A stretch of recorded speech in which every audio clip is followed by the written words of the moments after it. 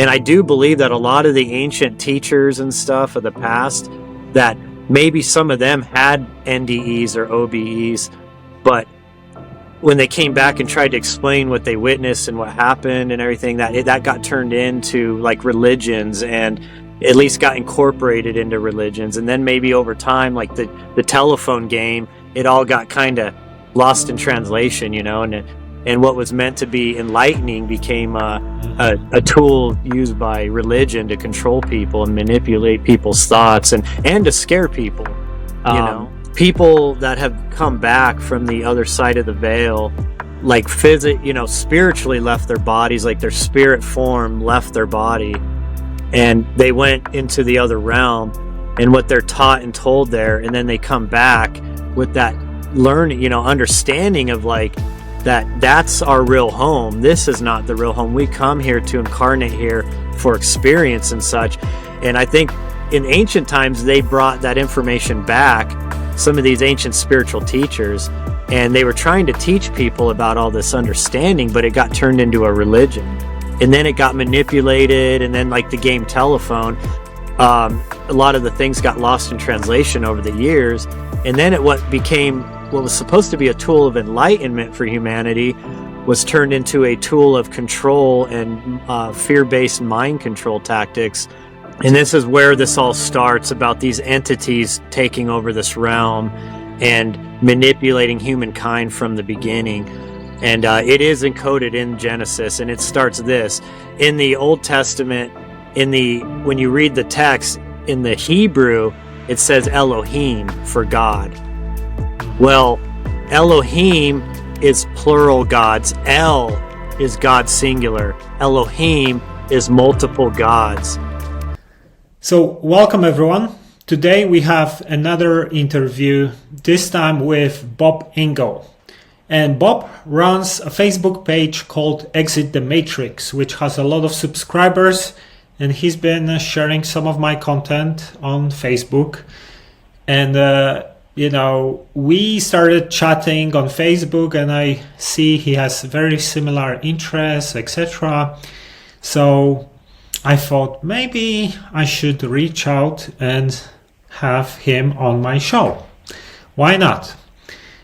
And I didn't know so much about him because he did not have a lot of public appearances yet. He did not have a lot of interviews or anything like that. But I had a just intuitive feeling, just looking at the type of content he normally posts. I had this feeling to reach out to him, and honestly, I'm super happy that I did, because I think this is an amazing interview. In fact, I just want to do part 2 because we could go for another few hours. We actually ended up with over 2 hours of conversation because we have a lot of similar views on some of the topics we research. And we talked about the matrix control system, going very deep into esoteric aspects of the system. Different ways how human population is manipulated. What are the origins of this control system? We're talking about Gnostic teachings, archons. Bob is actually someone who is very seriously into ancient history and human origins. So we are discussing what is the true history of Homo sapiens, because we both don't really buy into the evolution theory. And I'm not saying that we just don't consider evolution as a fact, but when it gets to humans in particular and Homo sapiens, we think that the story is just not correct. And if you actually look into different ancient teachings, different cultures like Sumerian, for example, they all have stories about our origins. So this is one of the topics we discussed in this interview. What about the music? Is music some kind of manipulation to influence our behavior? We talked about that as well.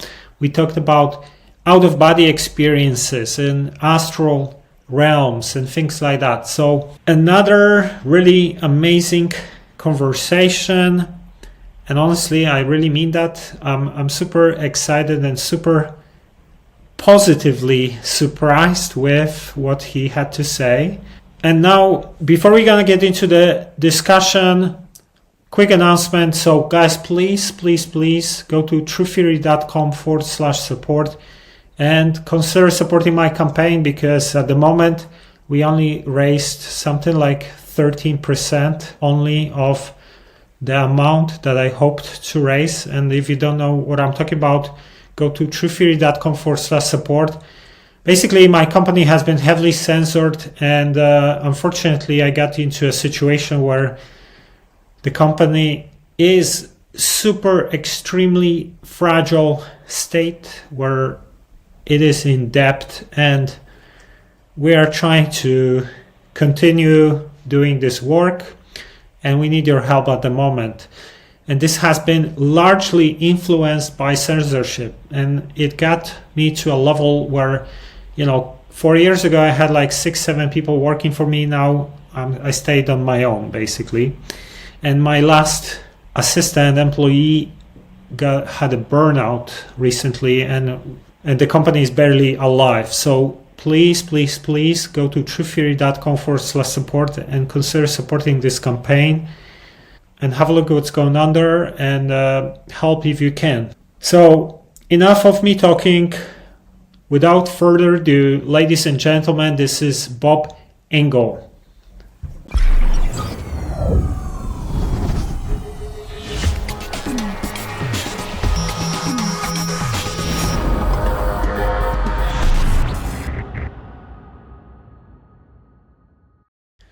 Okay, this is Mike Sigula from TruthTheory.com, and this is Truth Theory Podcast, and my guest today is Bob Engel. Bob has been researching various metaphysical subjects since his high school years. He's fascinated by ancient history, spirituality, and human origins. Bob is the creator of the Exit the Matrix Facebook page and YouTube channel with combined following of 140,000 followers. And his aim is to encourage people to expand their minds and stand strong against the world controllers and their ever-expanding tyranny against humanity. So, Bob, welcome to the show. Thanks for having me, Mike. Thank you for joining me. And, I've been checking your Facebook page for some time. It resonates. I like the name, and thank you for sharing some of my content sometimes, because I saw a couple of times you shared some of my stuff. So there are not that many Facebook pages left that like to talk about the topics we cover. So yeah, thanks for being there and doing your work. So I thought let's just know a little bit more about you. Let others find out a little bit more about you. Okay. First off, I just wanted to say, Mike, I got your back. I appreciate the work you do also. And I know for the huge following you built over the years, I know that they're hammering you pretty hard, and that's unfortunate. We are all dealing with that. I've been under limitation for 3 years straight, so they limit my growth. Whenever they let off, I blow up, and then they shut me down again. They pull up some posts from like 4 years ago, and so I feel you 100%. Yeah. So yeah, as far as how I got involved in all this, like my bio kind of explained, when I was young, especially freshman age in high school, I just really I was always interested in the mysteries of this realm, I was involved in sports and everything else, just like normal kids were, but I had a keen interest in ancient writings and in mysteries, and I used to research like Nostradamus and his prophecies. I used to, study the Bible pretty heavily, front to back, Bible code, all these other, things off of that. And, I love like delving into the Bermuda Triangle and UFOs, aliens. I read a lot of Edgar Cayce stuff. So, the idea that human beings had some kind of foresight into the future with like prophetic stuff, that always drew me in quite a bit. And it was kind of funny to note one of my last major English projects in high school. I did it on the Bermuda Triangle.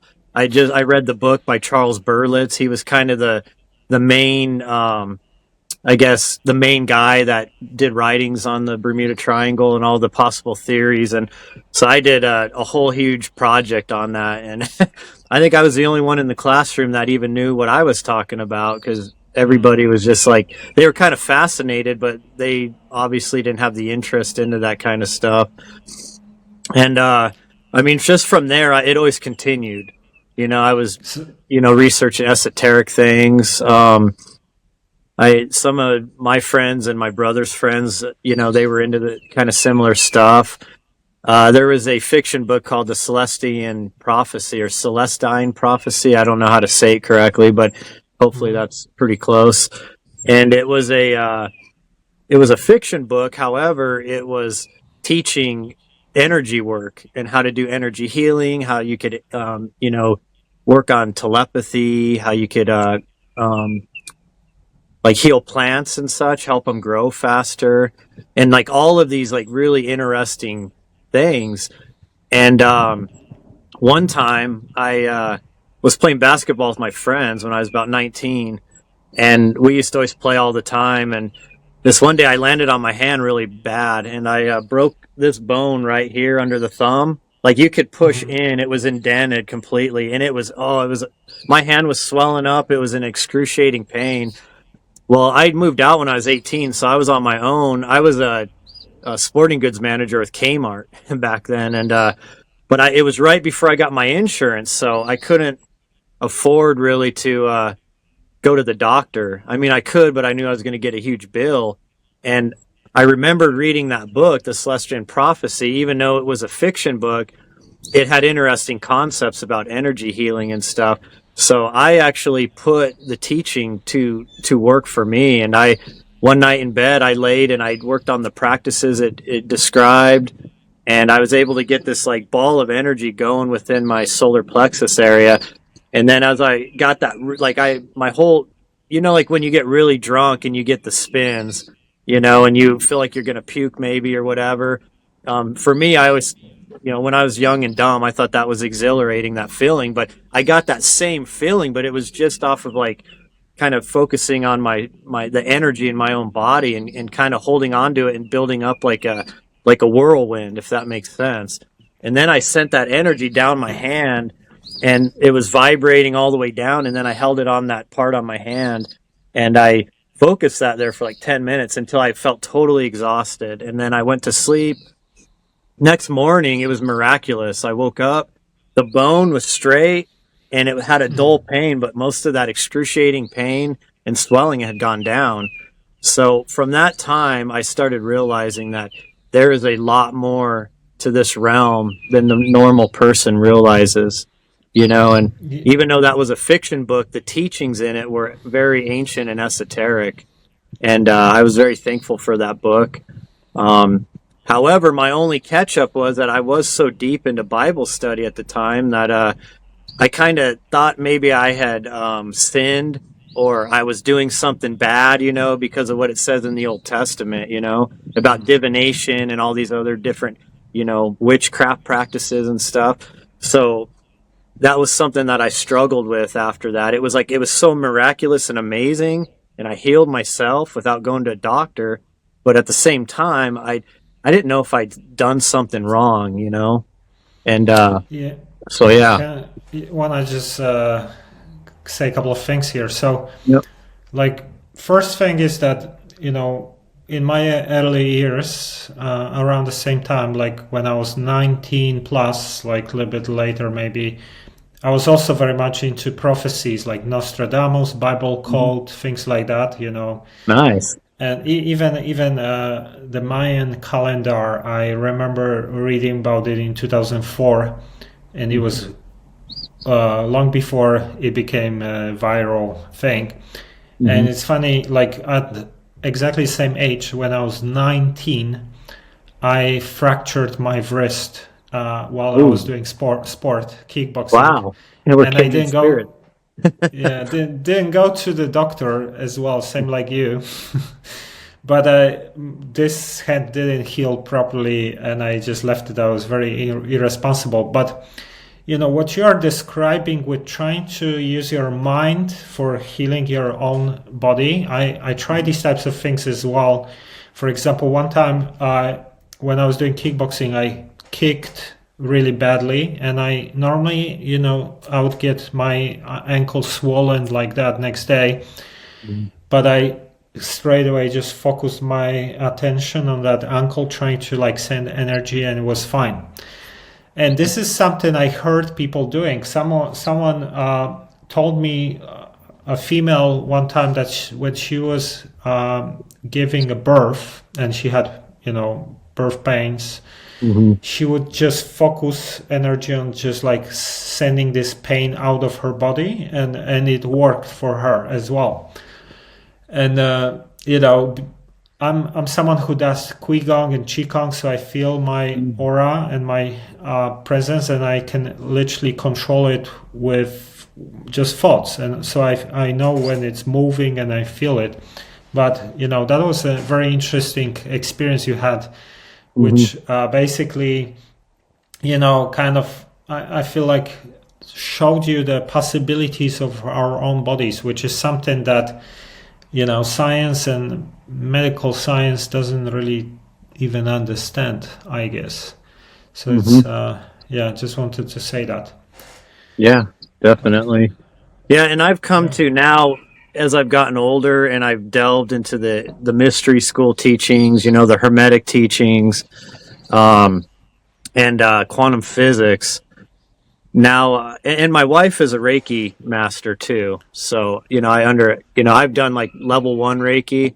I understand Reiki and how it works, now that I've been delving into all these things, I realize it all connects, and essentially what you're doing is you're manipulating the quantum field, whether it's Qigong or Reiki or even prayer healing, when people pray to God, or their gods or whatever, depending, it don't matter what religion it is really, that people's intentions and their emotions and their thoughts are interfacing with the quantum field. And that's what actually is causing that healing to happen, because they're interfacing with that quantum field. And the quantum field, it follows our commands because we are co-creators with Source. And so that quantum field is a system built where we interface with it through the physical body and the mind, but it's through our spirit that is connected with Source, that allows us that. And so a lot of people, think it's because I pray to this God or that God. I don't think people realize that all they're doing is they're just using their intentions and focusing their thoughts and interfacing with that quantum field. And, things like Reiki and Qigong and stuff like that, it's basically just a practice. It's a way to, it's kind of like shortcuts, right? It's like with Reiki, you do the symbols and then there's incantations. Well, what that does is it's like a preset focus on what you want that energy to do. And, it's kind of like a shortcut you're using, so you don't, what I was doing, I realized I was kind of doing like a wild type magic, and that maybe took a lot more effort on my part to do that, and I didn't really know what I was doing. It was kind of wild, but I've come to realize now that essentially Reiki and all these other, prayer energy and all that, it's the same thing. It's drawing from the same quantum field. It's just how you're using your intentions, your emotions, and your focus to manipulate it. So, yeah, when I used to experiment with healing modalities, that was like 15 years ago. I was practicing like these types of methods, like similar to Reiki, different types, but they're all similar. And then I get a little bit confused because like some people would tell me that you got to be careful how you do it. Like there are several issues. For example, like Chinese believe that you have positive chi, negative chi, and organs can have like different levels of positive, negative. And if you do, let's say, I don't know, put hands on someone or try to do some kind of healing, you might put too much of one or the other into the organs. This is what one of the Chinese masters, Qigong masters and Tai Chi masters, was explained to me. And then another thing, what I think happens also is that if someone is not pure, like if someone becomes a channel for this type of energy, and it's maybe like, I don't know, has like low vibrations or negative thoughts or anger or abuses substances or something like that, now this kind of energy that this person sends is gonna also be polluted, let's say. So, some of these things made me like I felt like I'm experimenting, I don't fully understand it, maybe I should just not get into it that much. What do you think about these things? What do you think about it? I'm glad you brought all that up because I didn't touch on that. And this, of course, is a Hermetic teaching, the law of polarity, and cause and effect is another law, a Hermetic law. And for one, I'm not going to talk about the Hermetic laws, but I want to make people understand the Hermetic laws that have been passed down through the mystery schools for thousands of years. It was the ancients' way of teaching us the laws of the quantum field way back then before. It's taken us to this point to even start delving into the mysteries of the quantum field. But the ancients knew all this way back then, and they were trying to encode it into simple understandings so that, those that would look into these mysteries would understand the way the energetic side of this realm works. But yes, you are correct. So when we come into this realm, we have two polarities, we have a dark side and a light side. Everybody does. That's part of the rules of this game, at least from what I've come to understand through all my research. And that's why sometimes part of the game is overcoming that dark side, because we all have that animal instinct tied in with our human body that we inherit when we incept our spirit into the human body. So you're in the struggle with the flesh your whole life, because the flesh, that the religions call it sin and other things. When you give into the fleshly desires, it's a struggle because your higher self is close to source. It's on a higher dimension, higher vibratory state. So you're drawn. That's kind of where your highest polarity comes from. But then in your human body self wants you to, have sex, eat lots of good food, and all these things. Nothing wrong with good food or sex, but that's your animal instinct of your human body that desires those things. And when people allow that dark side to become too strong, the polarity shifts too much, it can overcome them. And that's where you see people, dealing with addictions to drugs, sex,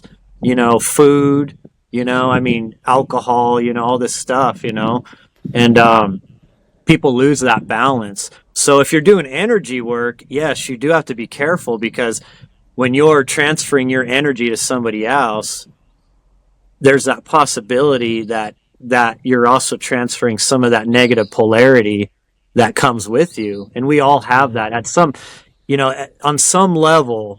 I guess some would argue with me saying that Yeshua absolutely was pure light and he had none of the dark side. That I'm not going to argue that point with people, but some would probably argue that. But I do believe that is completely explained when he was teaching, to overcome the flesh, in the New Testament. It was because that flesh is what drags your polarity to the dark side, to the lower vibratory state.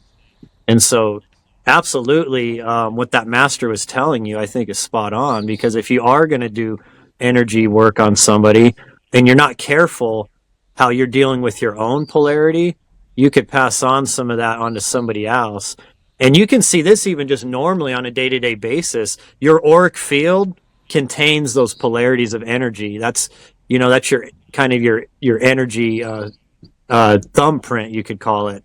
And when you get close to somebody, sometimes your intuition kicks in because your energy, your aura is interacting with theirs, and you can sometimes get intuitions like you don't feel comfortable about them, or maybe you get the warm fuzzies off of them. It could be somebody you never knew, and you're in the grocery store, you happen to just kind of rub up near somebody, and all of a sudden you feel the warm fuzzies, and it's an amazing feeling. Like for some reason your energies are just, like just caressing each other in a positive way. But there may be that guy at work that's super negative and stuff, and maybe he's more polarized to the negative side. And then when your auric field comes into touch with that, you're picking up on that, and that your intuition's telling you like, it doesn't like that energy signature. So, that's kind of my thoughts and breakdown on how some of that works. Yeah, I feel like with the way how some of us feel energies of other people or emotions, I think this might have to do with, this is my theory about it. One thing is, the more you are empathic, right? Mm-hmm. Or you are in that state of, let's say, happiness, empathy, love, whatever, you kind of are in the relaxed, coherent state, right? And you activate the feeling aspects of yourself, right? Mm-hmm. And that some of the people who are empaths or empathic or have kindness, love, these types of things, they are more likely to sense auras or energies of other people. But if you look at the way the system keeps people in control, it's always fear, it's always like rushing, doing things quickly with like the whole capitalistic society, anger, stress, all the low vibrations and lack of coherence. And when you are in that type of emotional state, you are the opposite to what I just described, which shuts down the natural senses of feeling and and things like that. And that's kind of also does not allow people to have these senses working, properly. I think this is all kind of a part of the control system in a way. Yep. What do you think? Yep. Yeah, absolutely. And as I'm sure you're well aware, that our pineal gland is always under attack all the time. All the foods, that the processed foods, the fluoridated water that they pump into our municipalities. I don't know how it is in Poland, but the United States is horrible. Our water is just drenched in fluoride, and it's not natural fluoride. Like I have a well here in the mountains, my own well on my own property, and I draw directly from, source water here. And there is still a little bit of fluoride in it. However, it's natural occurring fluoride, which you actually need a little bit in your body. It's a mineral, that you can use, your body utilizes. However, in the West, at least the United States, they dump fluoride that is byproducts of manufacturing. And they sell that, the factories sell that cheap to the municipalities, the city municipalities, and then they add that into the water treatment facilities. So you're bathing in that, you're drinking it, you're cooking, and it's worse when you heat it up too.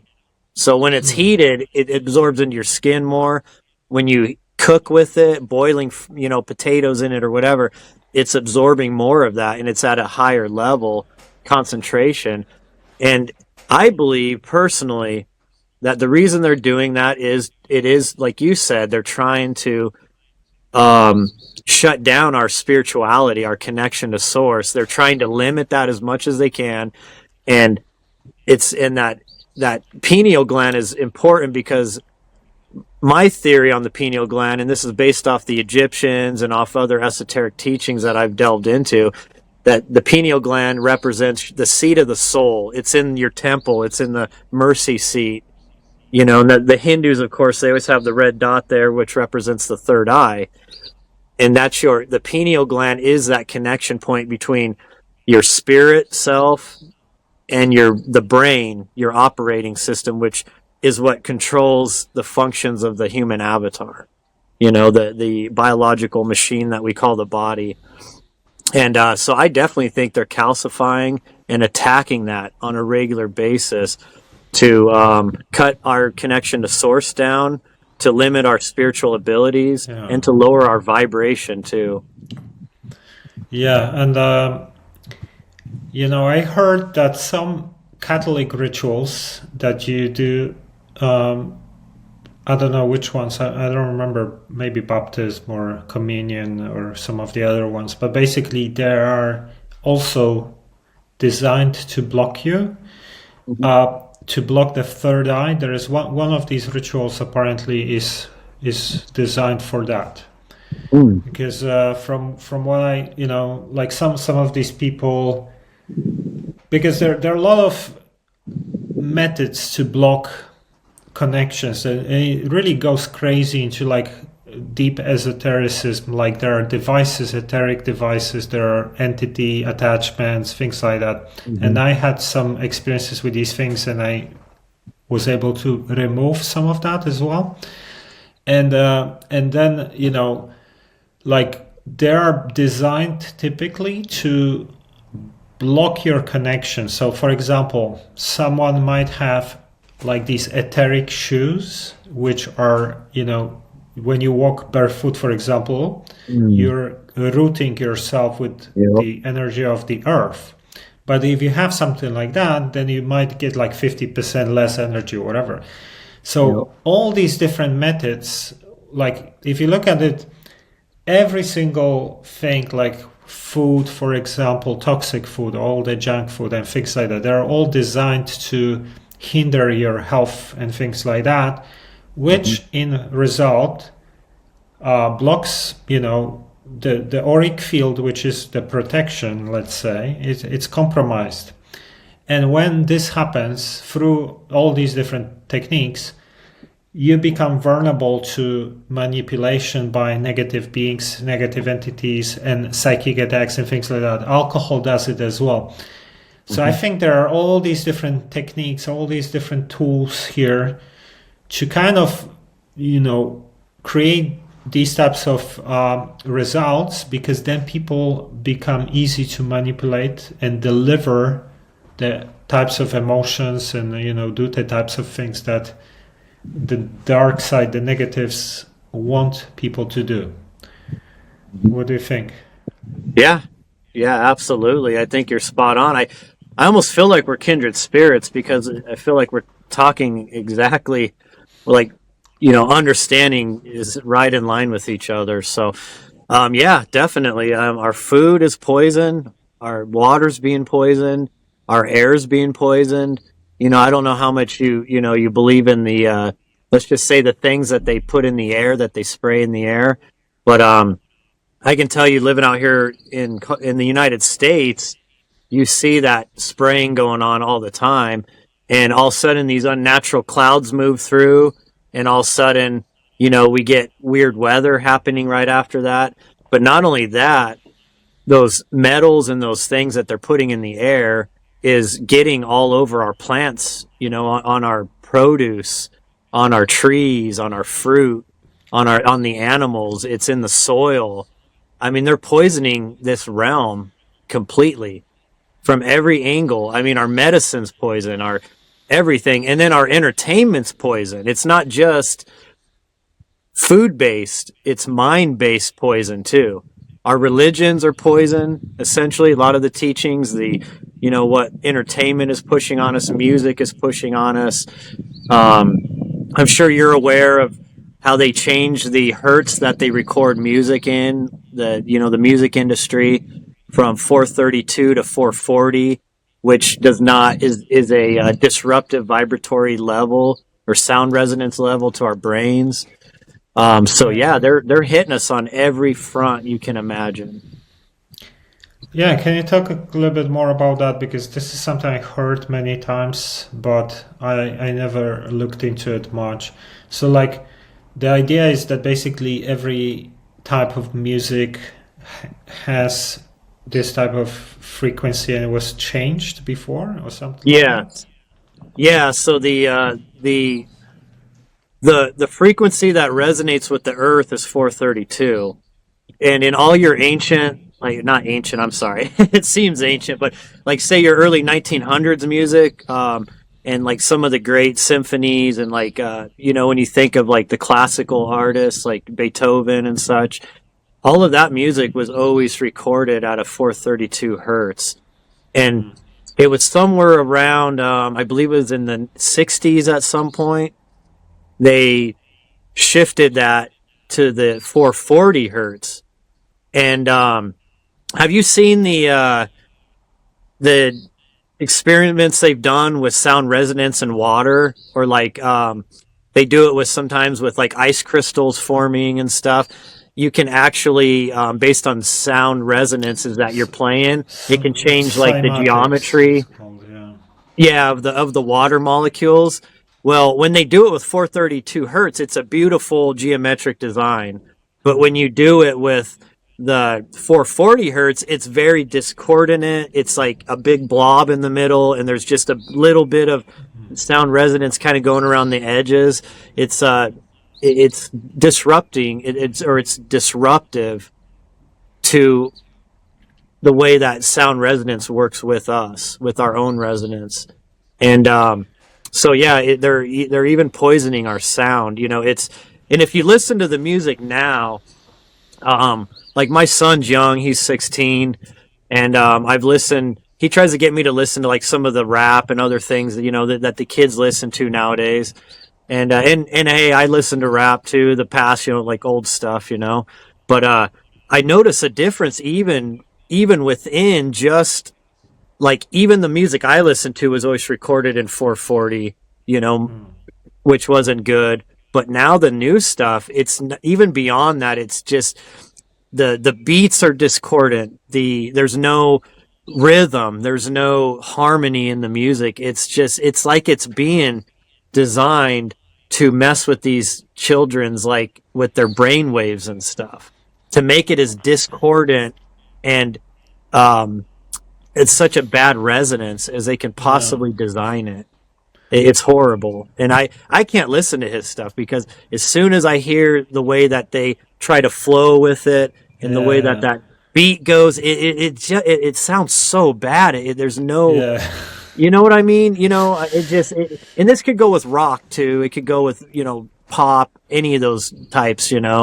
But I have noticed the shift in the music is 10 times worse than what I was, growing up in the 90s and stuff, in the, 80s and 90s, what I was used to. Yeah, no, I feel the same, especially with like the modern commercial hip hop music, let's Hmm. say, because if you can always find probably good music underground somewhere, but Hmm. it's the same, and it's not only that. Just the sound is kind of when you're sensitive and you feel the vibe of the music, if it's harmonious or not, and you're someone like you who can feel it, um, you know, you feel it. But when you are, let's say, exposed to it, like kids, or for maybe sometimes they like it because of like the sexy women on the video clips or Hmm. whatever, Hmm. and you kind of constantly exposed to it, you start maybe liking it sometimes, when you are like into hearing that over and over and over, then you kind of switch Yeah. off to whatever you didn't like and you start thinking this is pretty cool. And very often, like, you see it has some of the other aspects of trying to get kids into like objectifying women, or Hmm. focusing on material goods or things like that, or drugs abuse or things like that. So, Yeah. I think this is another form of control, because some of these, like, when I hear Gucci gang, Gucci gang, Gucci gang, Gucci gang, it sounds like the guy literally took 3 hours to record this song. Honestly, I could make a better song in one day. And the guy gets like billion views or something, But I think it's pushed to like get these kids to focus on that, and and program them with this type of ideas. Yeah, absolutely, absolutely. Um, Entertainment, and that includes music and movies and TV, and media, you could say, is definitely all designed to dumb us down.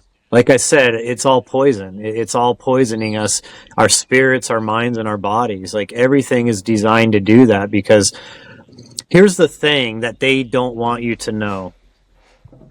And this goes for your religions. This goes for your politicians, your governments. This goes for the people, the entities behind the scenes that rule this realm. They don't want you to know that you are God, that you're a fractal of God, that you're a fractal of source energy. And when I say source, I mean the source of all creation and energy, love and light, right? That's my concept of God.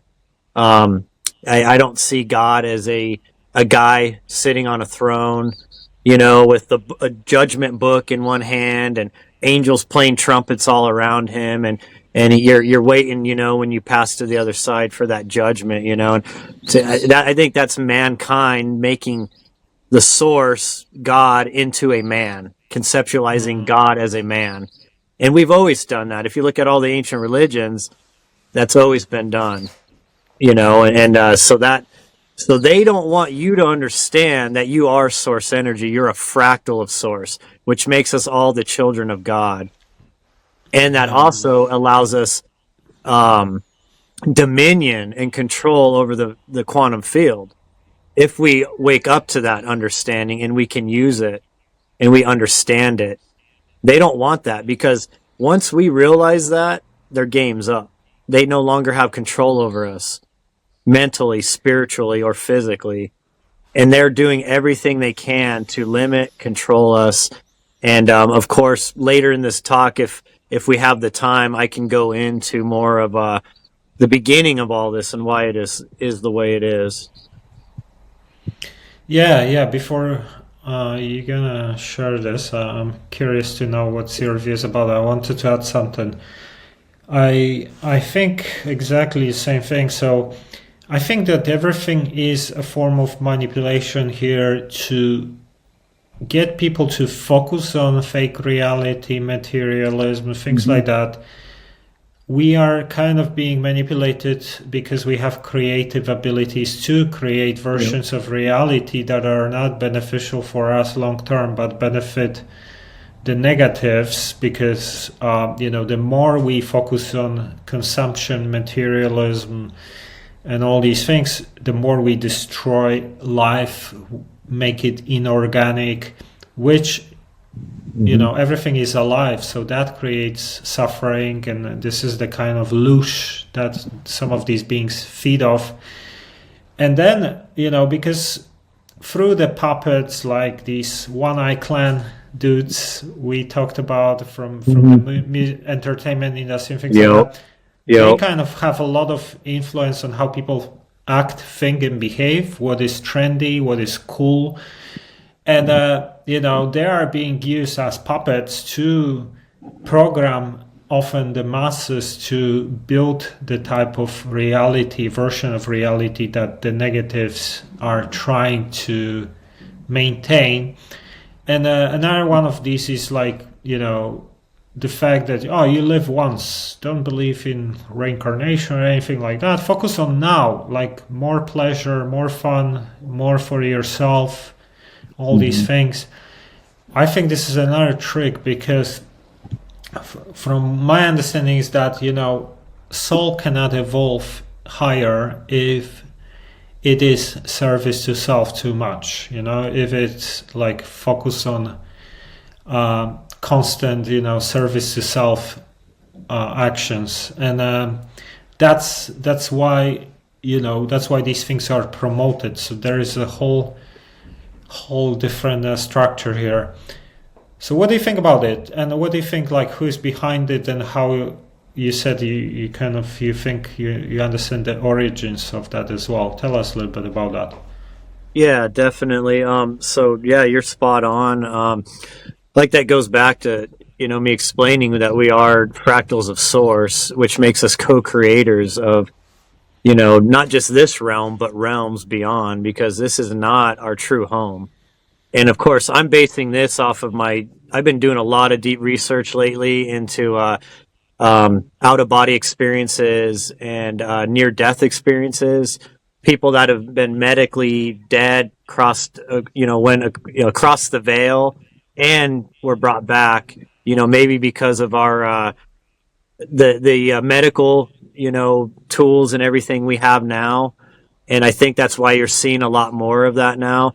And I do believe that a lot of the ancient teachers and stuff of the past, that maybe some of them had NDEs or OBEs, but when they came back and tried to explain what they witnessed and what happened and everything, that got turned into like religions, and at least got incorporated into religions. And then maybe over time, like the telephone game, it all got kind of lost in translation, and what was meant to be enlightening became a tool used by religion to control people and manipulate people's thoughts and to scare people, because putting humans in the fear matrix, in a trauma-based mind control state, fear state, is the easiest way to control a spirit in this realm. Because part of the rules of this game when you come here is you're cut off from, or at least you don't remember where you came from. You don't know that you've lived many lives incarnated on Earth and on other possible planets and other realms, dimensions, whatever you want to, as far as you want to go there. So when you come here, you're like a babe. You don't know anything, and you're trying to figure this realm out. And so definitely whatever they can do to get us to just focus on the here and now and not realize the bigger picture is one of the ways they control us. And especially when they throw in, you got one chance, and if you sin and you don't ask forgiveness to the right God, you're going to hell. Your soul's getting wiped out. And that's scary for people, right? Sorry, I cannot hear it properly now.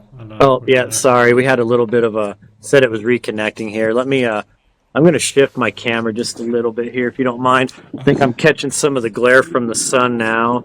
I think that looks a little better on my end. No, it seems better. We all right there? Some issue for like 30 seconds. Okay.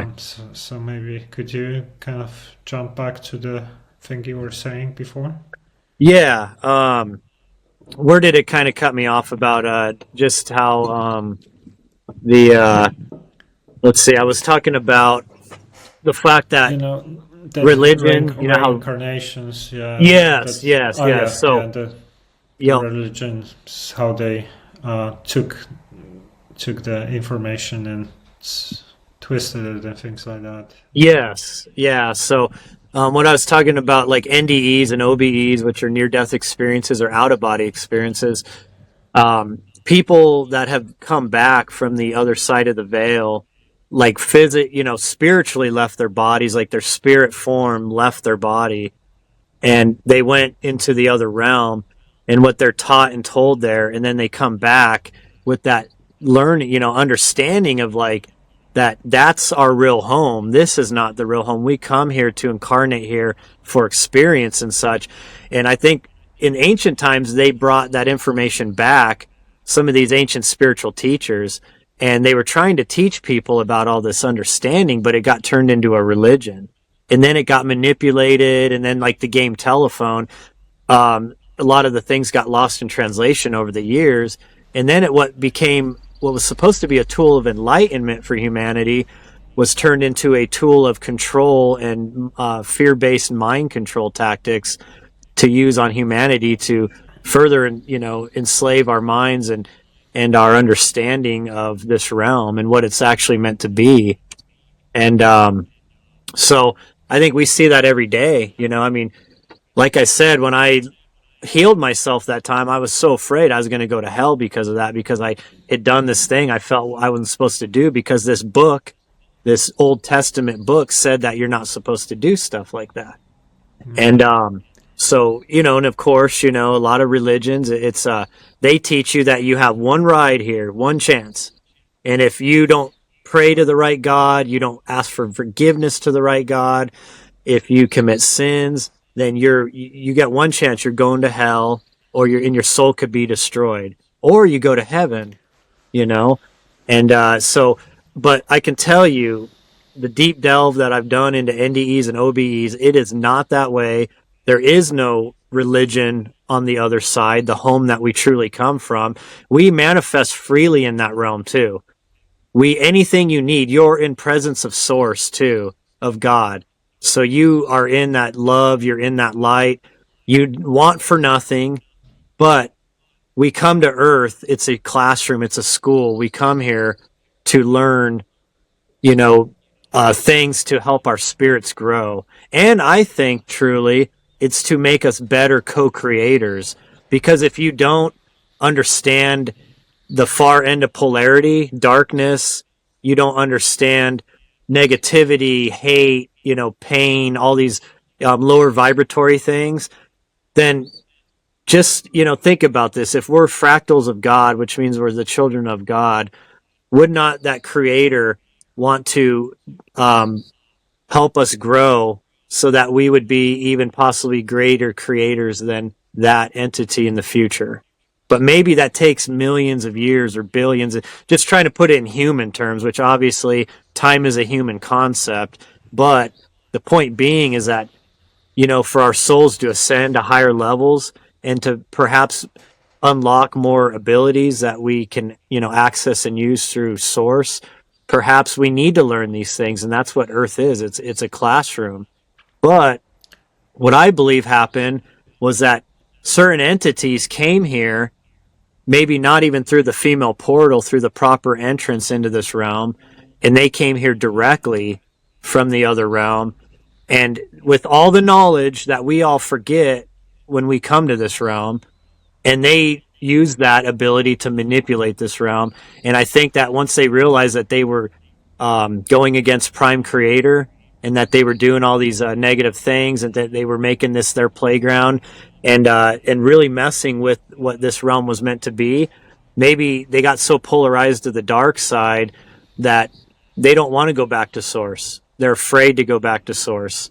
And so maybe when their time comes, they pass this realm, they jump right back into line, and they come right back into this realm, because people have talked about lines of spirits waiting to enter this realm again, to reincarnate, and that maybe they jump the line and they just come right back in, and they don't want to go back home because they're afraid of, what they've done, and they're probably feel bad about it. But, it's like the wayward son, right?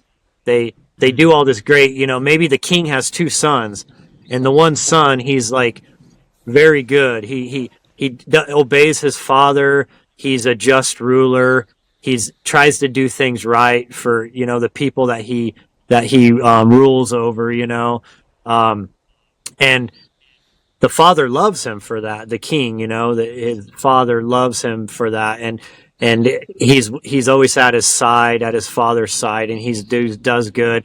But maybe the other son went off into the world, and he took his share of the riches of his like inheritance or whatever, his, and he went and just did all this bad stuff. He was, spending it on, I don't know, women of the night and such, and he was just, just living a high life and just giving in to sin and like just complete whatever, just the pleasures of the flesh.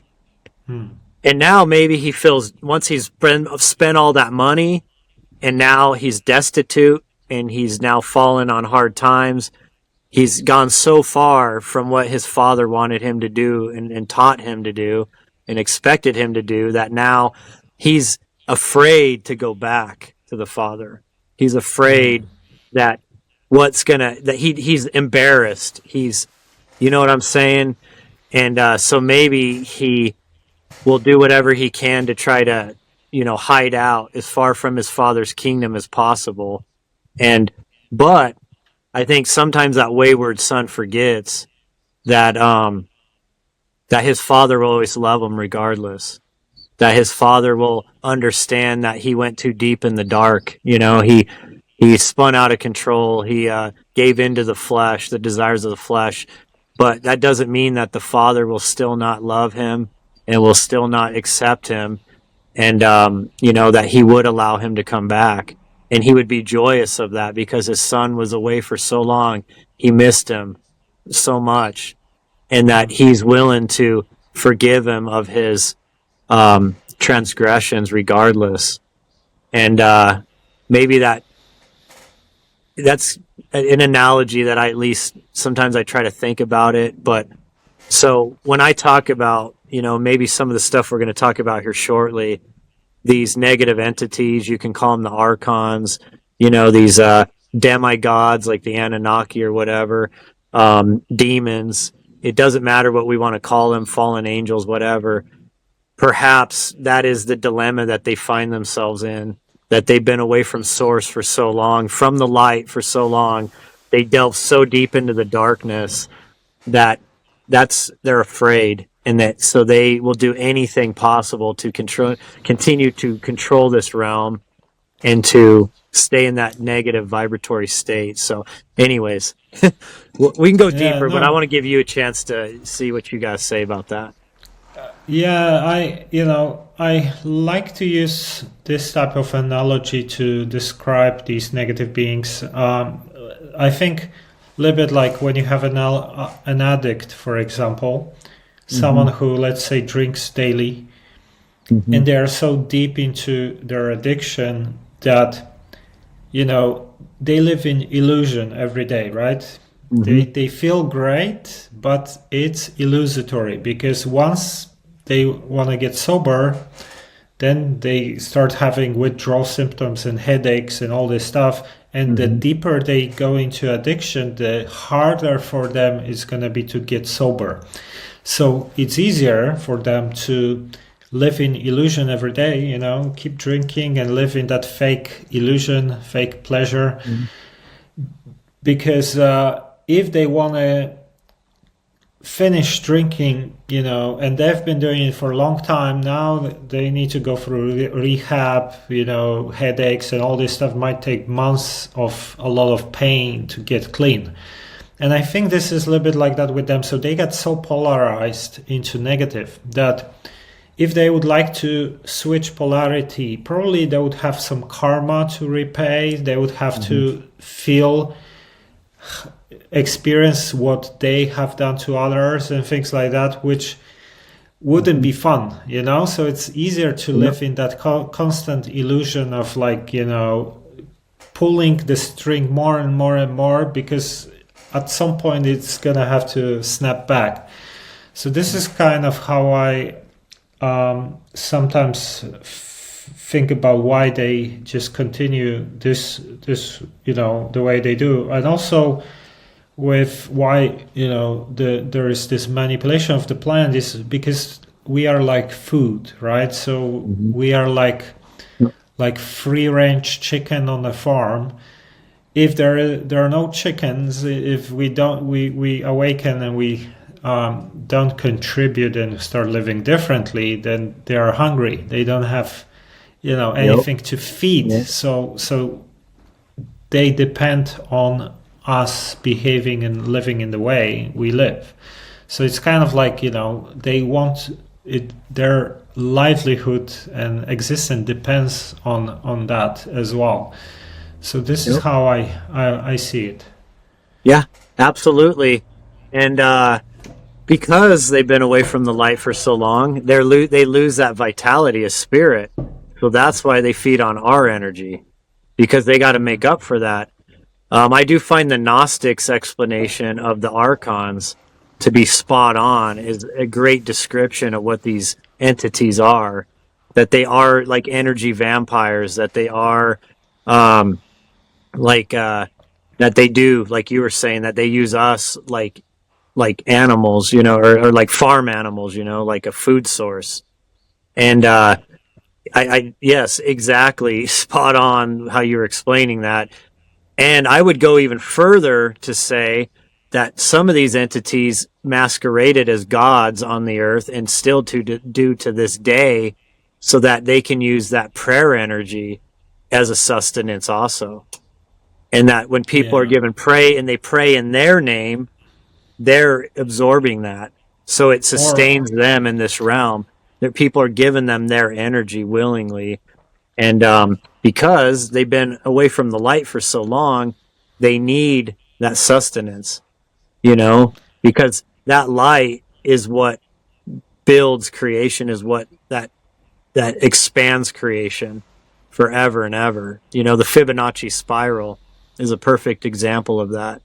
And so yeah, that's why I like to call them archons, because it's quite obvious that they are funneling and absorbing and feeding off of our energies. And this is just one quick little thing, an easy way to explain this to people that don't understand about what we're talking about that well here. This is an example that anybody can understand. Let's say, for instance, you and your wife, or you and your girlfriend, or you and a friend or a brother or sister, you're having a really heated, like, fight, not physical fight, perhaps, but just say that you're yelling at each other, you're screaming, you're upset with each other, you're really caught up in the emotion of that negativity, and you're going back and forth, and say this goes on for like an hour. Have you ever noticed when you're in one of those situations, and I'm not saying this is good, but we've all been there, right? At least any of us that have been in relationships, sometimes you lose your cool, sometimes you get in these arguments with your spouse or significant other. And isn't it interesting how when you finally let the fight go and you stop, how drained you both feel? It feels like you're just like your battery, you're just drained. Like you just want to go lay down on the bed because it drained you so bad. And some of that could be that you're drawing each other's energy out and you're lowering each other's vibration so much. However, I believe that those entities use that as an opportunity to feed, because of all that negativity that you're putting out, that they come in and they suck that out. So it is like your battery is getting drained, and so if that can kind of maybe put things in a small perspective that people can understand. Now, if you can think on the macro, that they do this through war, through different means, like the way that they design our like auditoriums and theaters and sports arenas, and there's other ways in churches and cathedrals. All these things are designed to funnel energy. And they don't just yeah. feed on negative energy, they feed on positive energy too. However, for some reason, their fine wine is negative energy. I think it's always every kind of energy, let's say, can have a flavor. So, Mm-hmm. for Yep. example, prayer energy, if you in Catholic faith, some of the prayers are like, oh, my sin, my holy Mm-hmm. sin, or whatever, or and this is the kind of, you pray, but because of the type of emotions you put, they like this type of stuff. Same with sexual energy. So like, Mm-hmm. if you have sex and you do it with love, it is very different to like BDSM or some kind of hardcore porn, right? When you try Mm-hmm. to like take advantage of the partner. So it's really about like the flavor, they Mm-hmm. like these things, but when they're in a negative way, so this is what I think, how some of this stuff is harvested. And when you said about how couple argues and then they feel drained, and you think that these archonic beings suck the energy, Mm-hmm. I got tapped in my right hand, which I normally get for confirmation from my guides. So yes, exactly. Nice. Seems like you're right on this one. Yeah, it's definitely. Yeah, I It's always. you. Oh, Yeah. sorry. Go ahead. I was just gonna No, say I no. always like to use that example to people because some of these what me and you were talking about, I think we're on the same wavelength as far as understanding goes. So our back and forth, we know exactly what each other's talking about, but most people don't understand this stuff. So that's one of the things I always try to do in my videos and my teachings is I try to simplify things as much as I can, you know, where I can make an example that hopefully somebody that doesn't understand these things as well can be like, oh yeah, that does make sense. And then they can start delving into the deeper aspects of it, and of course me and you have been going really deep right now. So I wanted to, bring in some like that can kind of make it for the layman to understand a little easier. Yeah, I mean, since we're kind of touching on some of these subjects, like I just want to say, like, if you look at history you always hear about sacrifice for gods, for example, right? Animals or children, whatever. If you think about child is the purest energy, right? Because it's still not spoiled with clutter, with thoughts, with emotions, with things like that. And the beings, they're more like energy beings, right? So they feel the energy, they feel emotions. This is something that some of us have activated a little bit, but many people not, because like what we described before. So, if the child suffers, for example, for them, and the word starting with P, I'm not gonna say it here, but Yeah. you know what I'm talking about. Yeah. Like that's like the purest energy, which is not polluted with any thoughts, emotions, or what you get as an adult and things like that. And it has the suffering aspect or whatever, sexual energy or something like that. So this is why you hear about these things or sacrifices in history and things like that, because that's what they are looking for. Some of these beings, this for them is like, eating, I don't know, cockroaches versus steaks. Like this is having a steak or something like that. Yep. So yeah. Yeah, definitely.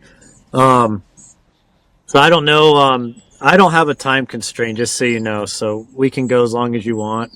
I don't know if you want to maybe start to now delve into where the beginning of all this started, perhaps origins.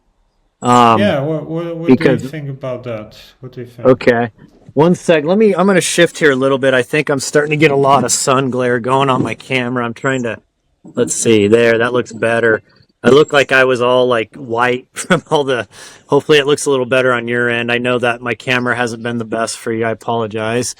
So I don't know how much you've delved into our origins, into, let's say, the Garden of Eden, the ancient Sumerian version of that. And, of course, the Anuna or the Anunnaki that most people have, know that they're called.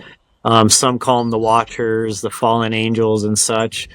I don't know how far have you delved into that stuff, I guess, before I deep dive into it. Yeah, so I heard a bunch of different things that there might be slightly different theories, but let me kind of summarize some of the things that I heard about. So there is a theory about the great, I think it's called Lyrian expansion. So the idea is that basically Lyra, is a star, right, in the Pleiades, and basically, if I'm making it right, but original humanoid beings are from Lyra apparently, and when there was like the Orion Wars with like Draco reptilians and things like that, they ran away and they expanded into different regions, and some of them came to Earth and things like that. So this is one of the things I heard about. And I think there was something about like Maldek, which was the planet behind Mars, where you have the asteroid belt now, and got destroyed in some kind of war. And some of these beings like moved to Earth because there were like some of these beings living on the one of the moons of that planet, Maldek, and then they had a war with the rest of the planet, something, and and then they kind of got to Earth, and apparently, we've been a little bit like the slave race or whatever for them or something like that. So these are some of the stories I heard. I remember like Dolores kind of, I think she had something about like, the seeding of Earth by different groups or something as well. So this is kind of more or less what I look into. I don't think, like, I believe in evolution overall. I think there are holes in evolution in this theory, but when it gets to Homo sapiens, I don't think that the official story is correct here. And especially we know that there is this massive leap in the brain size.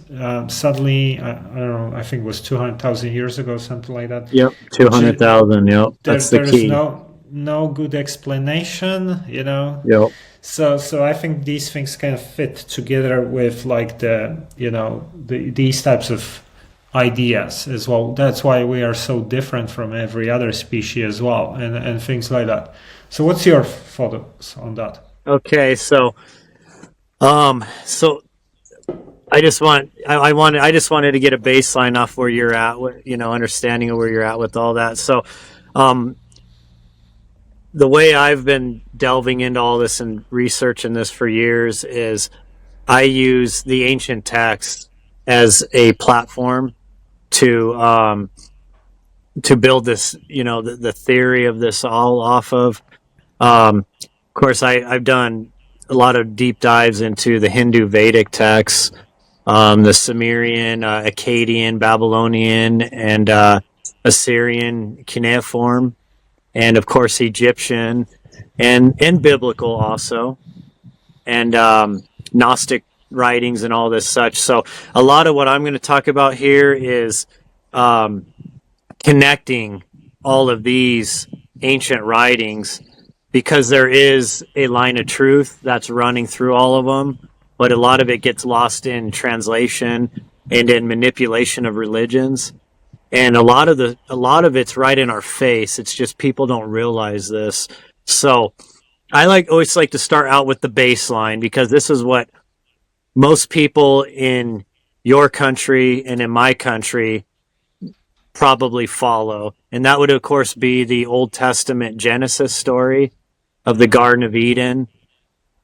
And as we know, in the Garden of Eden, the way that traditionally it's taught in churches and such is that God, created Adam and Eve in the Garden of Eden, that he created Eve from the rib bone of Adam, and that the serpent, who I think even this is kind of in the gray, because a lot of Christians either say Satan's, or that's Satan or Lucifer, which of course those are actually two different entities. However, they kind of see that as the same, and that he seduced Eve, who in turn seduced Adam, and that caused the fall of man, and they got him to eat from the tree of knowledge.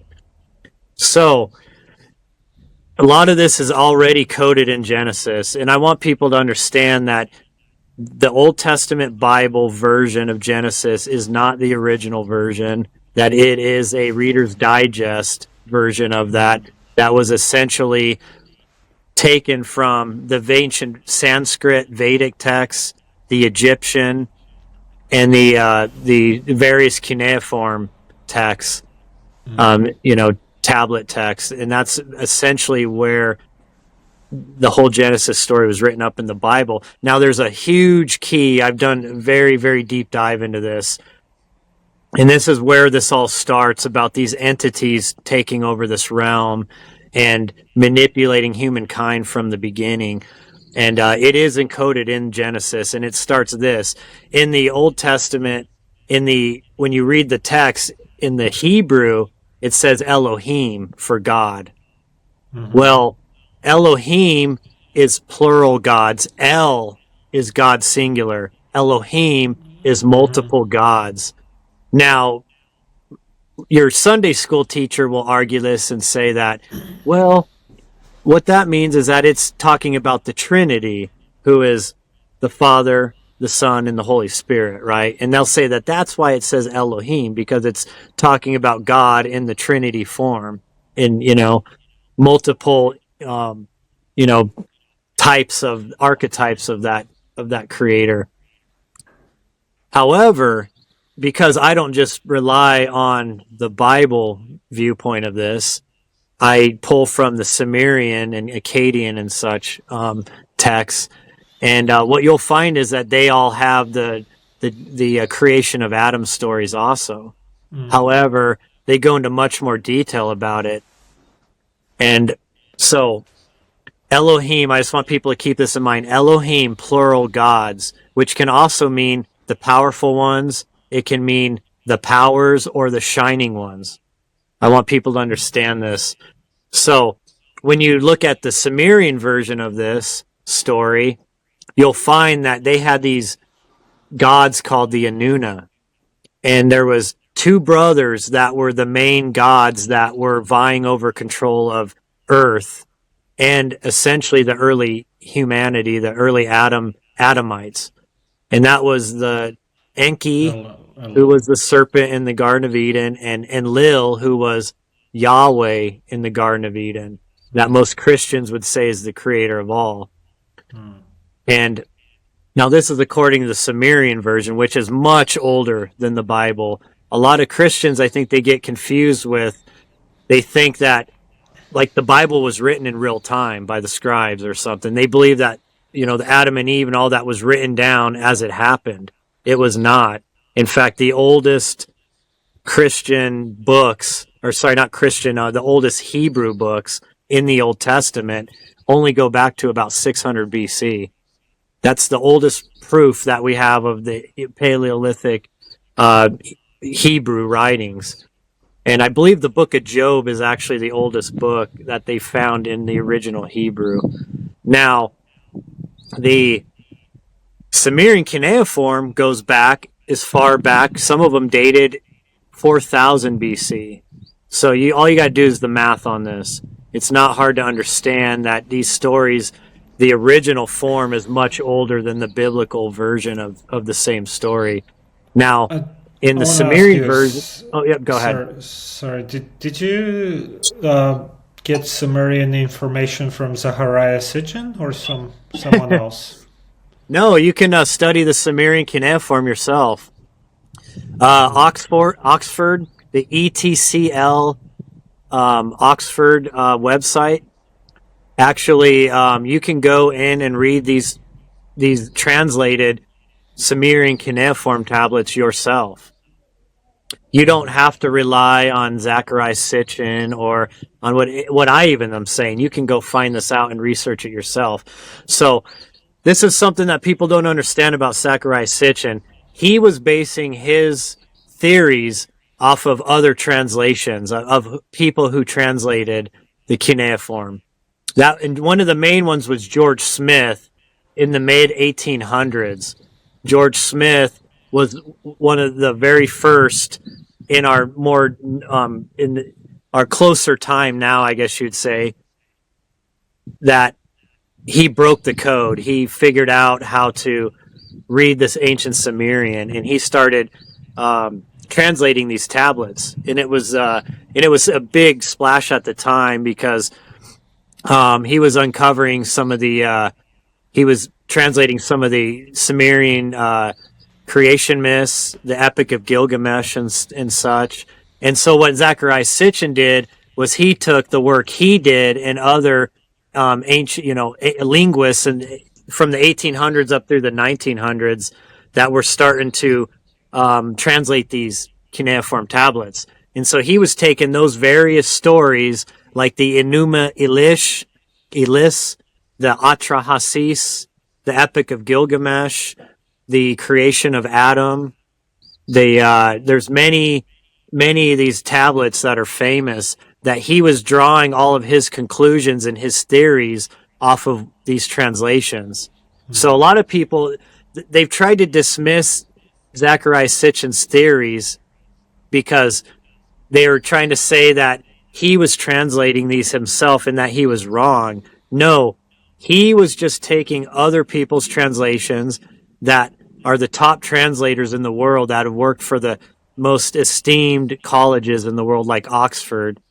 And he was drawing up his own theories and conclusions, and he was trying to tie in the Hebrew teachings because, as you know, Zechariah was Israeli. He was a very astute. Now, he could translate the Hebrew very well, and some of the other Semitic languages like Aramaic and such like that.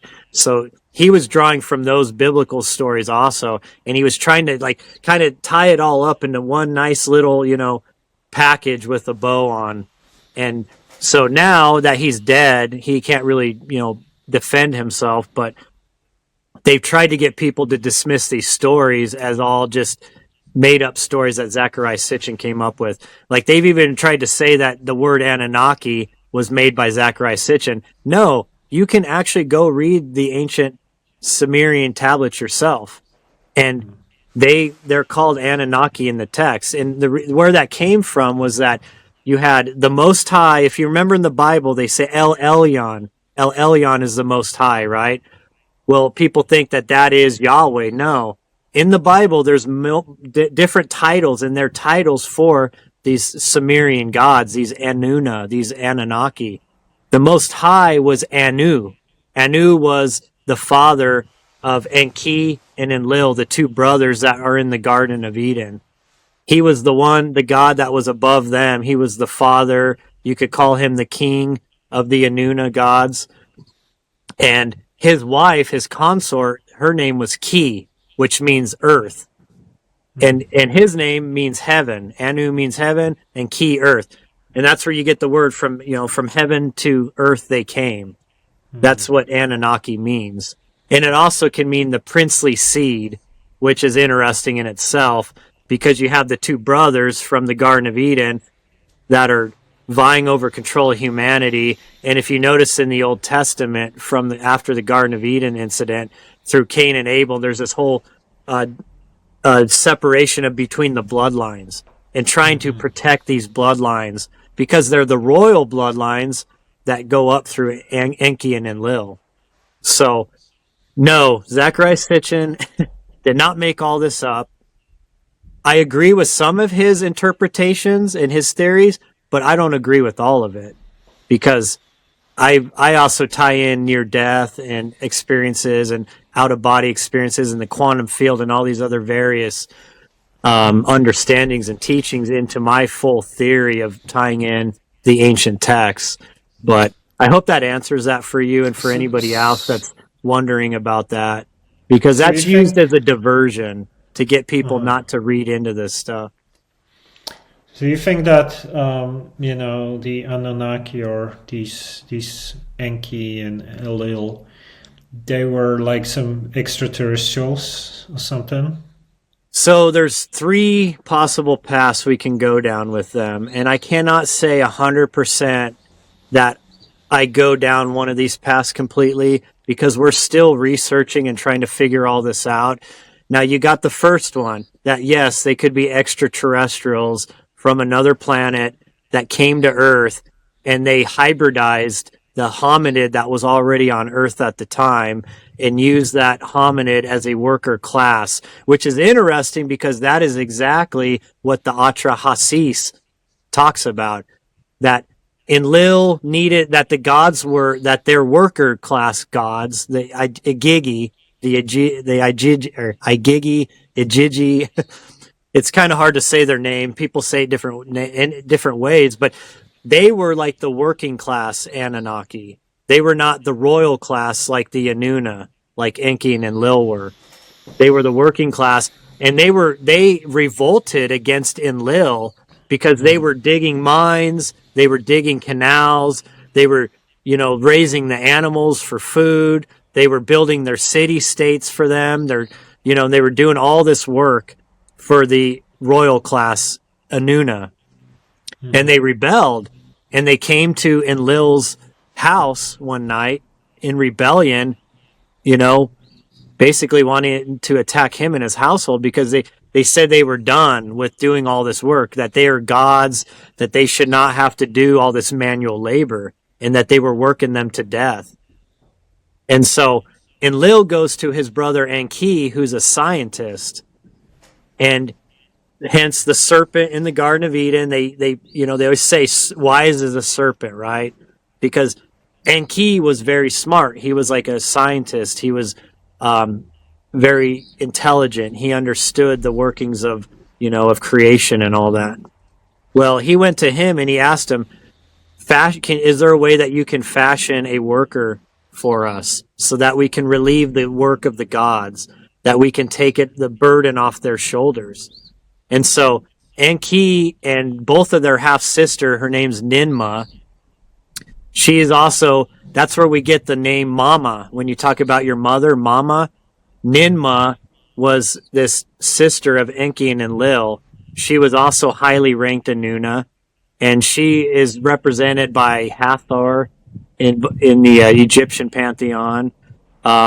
She goes by many different titles in other ancient mythologies and such, but she was the birth goddess, essentially, the birth mother, and she was the one that carried Adam and Eve in her womb.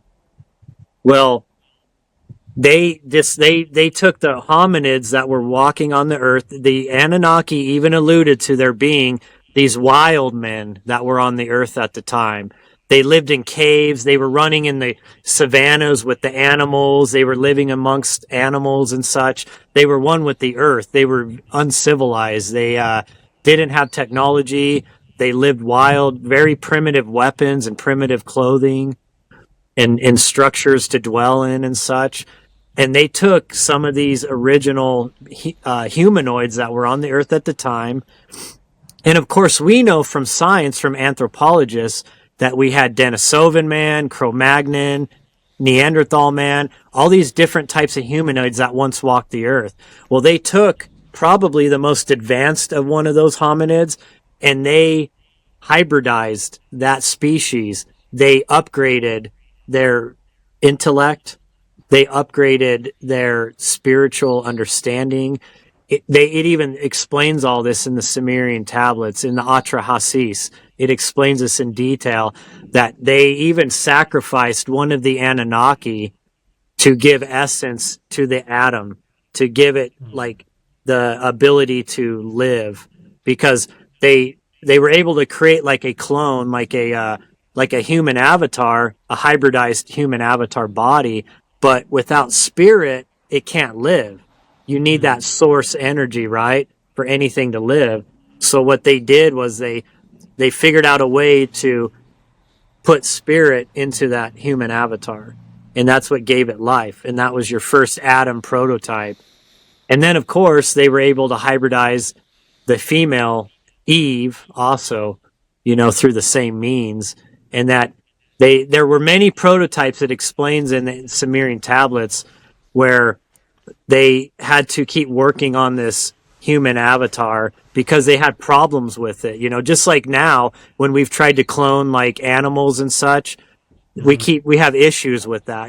They have mutations, they have all these issues, but they were eventually able to come up with an Adam and Eve prototype that could procreate.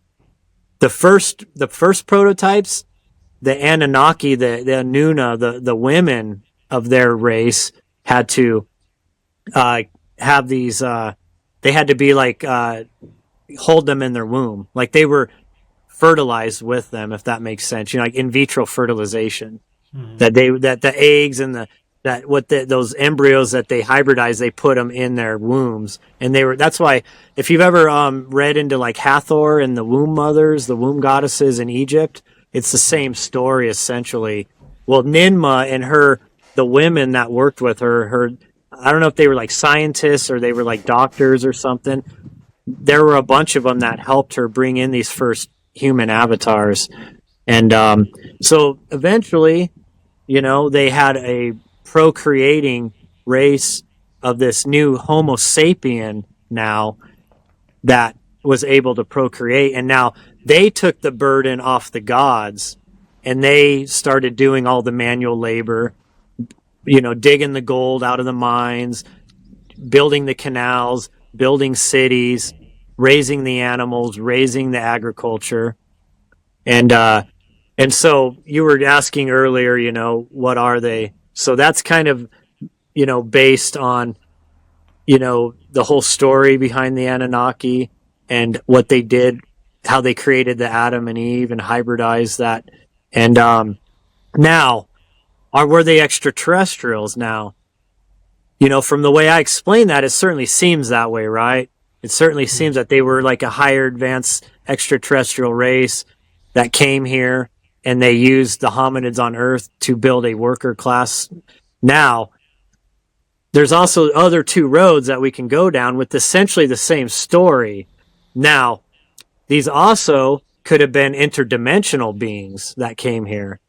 Maybe through wormholes or through other dimensions. That's where a lot of Christians, I think, tend to lean towards, because they envision the fallen angels as being these interdimensional beings from heaven, right? And it's kind of alluded to that in the Book of Enoch and such with the Watchers, that they're able to go into different dimensions. Like they can come to Earth, but then they can go into a higher dimension too. And of course, our understandings of the archangels like Michael, Gabriel, Uriel, and such, it's the same idea. So there's that possibility that they are some kind of an interdimensional being, that perhaps they came here directly from heaven and they interceded in this land and they started playing around with the physics of this realm, with the genetics of this realm, and started doing all of this. And then real quick, I'll let you, I know you want to talk. Sorry. One more I want to throw at you here. One other road. Now I'm starting to actually gain ground on this theory too. As you probably heard of Atlantis, right? Or the ancient Lemurians, that because humankind goes back hundreds of thousands of years, that there could have been very advanced human civilizations on the earth in the far past. Now, there's also the chance that when Atlantis was destroyed, that these survivors of Atlantis went around this earth realm and they started rebuilding civilization after this massive worldwide catastrophe that destroyed Atlantis, and that they started rebuilding civilization wherever they found pockets of survivors. And of course, after a major catastrophe, people would be sent back into the dark ages, right? Back into into Stone Age type, civilization again, back into living in caves, living off the land, very primitive, because this could happen to us if we had a nuclear war worldwide. The few survivors 10 years from now would be very primitive again, because they would not everybody knows how to do, highly advanced science and engineering and agriculture and a lot of these techniques would be lost, right? But with the Atlanteans, what is very interesting is, just like if we had something like this happen now with our current civilization, like an asteroid or something that sent us back into the Stone Age, the only people that would really survive, except for the few that would survive on the surface, would be the elite, would be the rulers of this realm, would be they would take in your religious leaders, your scientists, your engineers, and your political leaders. And they would all go down into these bunkers that our governments build, and they would come out 10, 15 years later after radiation or whatever, after the earth started restabilizing, and then they would go and try to start rebuilding civilization. Now, they would have to find pockets of survivors, and they would start using them to rebuild cities and such. And they would have to reteach people the science, engineering, astronomy, all these, all of these different things you need to build civilization. So there's that possibility too, that who we think as the Anunnaki being extraterrestrials or interdimensional beings, that they could have been from Earth, but they were highly technological people that after a mass catastrophe, started rebuilding civilization. And that could explain why pyramids, all these ancient megalithic structures started popping up all around the world. But for some reason, we started devolving from that, and we started losing some of that information. And as you can see, we cannot even rebuild a lot of these ancient structures. But you see that over time, that knowledge started getting lost, actually. So, anyways, I'll let you go. I know I went into a lot of stuff there. Okay, so let's get into like what you just said. So, what do you think about, like, we talked about how there is this leap in the size of human brain, apparently 200,000 years ago, according to anthropologists and things like that. And what do you think about how this fits into this theory you just described? Yep. Do we know the timeline of like when? You're right people... on. So get this. There's a tablet called the 1 second, sorry. It just like eluded me. The King's List, the Sumerian King's List. I don't know if you've ever heard of this tablet. It breaks down all of the rulers on the earth, and get this, it goes back 200,000 years.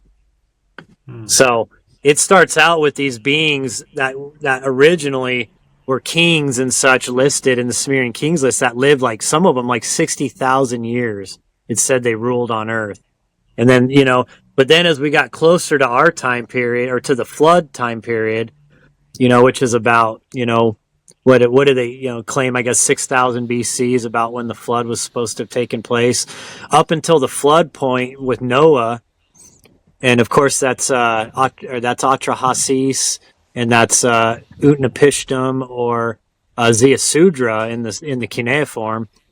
That those lifespans got shortened, and a lot of people believe that's because those first kings were the Anuna gods that had extremely long lives, and then it passed on to their children who became demigods because they were a mix, a later on hybrid intermarriage and interbreeding between the Anuna and these Adamites. So Adamites already had the Anuna DNA and blood in them. However, the Anuna started also breeding with them, and that's where you get the story of the fallen angels, in the Bible and in the book of Enoch, with the giants and all that. But so going back to what you were talking about, 200,000 years, it all fits together. Our scientists even say the Homo sapien goes back about 200,000 years. The Sumerian Kings List goes back 200,000 years. And what they'll also tell you, geneticists, they even explain that, backs this story up too, is that two interesting things they find in the human genome that alludes to this time period. The most important one is that humans have 2 less chromosomes than primates do. And what scientists have found is that 2 of our chromosomes, the telomeres, have been fused together. And they say this does a few different things. For one, it limits the age of humans. It's how long we can live. They say that this cannot be a mutation with evolution. This cannot be an evolutionary mutation. Even you can go to one of your top geneticists and look at when them talking about this subject, and they'll even say that they don't have an explanation for it. That there was some kind of manipulation, they'll say, of our genetic code, of those telomeres being fused. This was something that would have been done in a laboratory setting. This is not something that could just happen per happenstance through genetic mutations or some kind of weird fluctuation in evolutionary development. And a second thing that's really interesting is that genetic scientists now are finding that we have what's called the God gene. It's the worship gene. It shows that humans were genetically manipulated to want to worship a higher being or a god or something. So these beings, whatever they were, the Atlanteans, the interdimensional or extraterrestrial, whatever they were, when they created the Adamites, they also put that worship gene in them. They genetically modified that into us, which explains why humans always have to worship something instead of understanding that we are actually one with Source.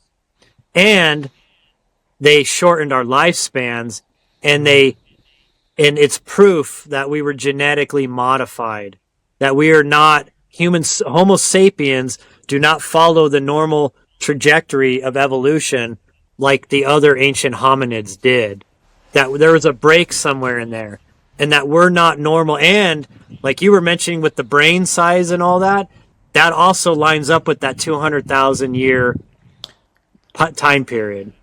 But according to the tablets, the Enki and Anon, they were living 200,000 years ago. They were like, yeah, these beings were essentially immortal to human beings, to Homo sapiens, because they didn't age like we did. That's why they're always portrayed as gods in the Hindu Vedic texts, in the Egyptian. If you've ever read about ancient Egypt, pre-pharaonic Egypt, our scientists and our archaeologists always wipe it away and say, "Oh, well, those stories about how long those beings lived and those gods, that was all just mythology."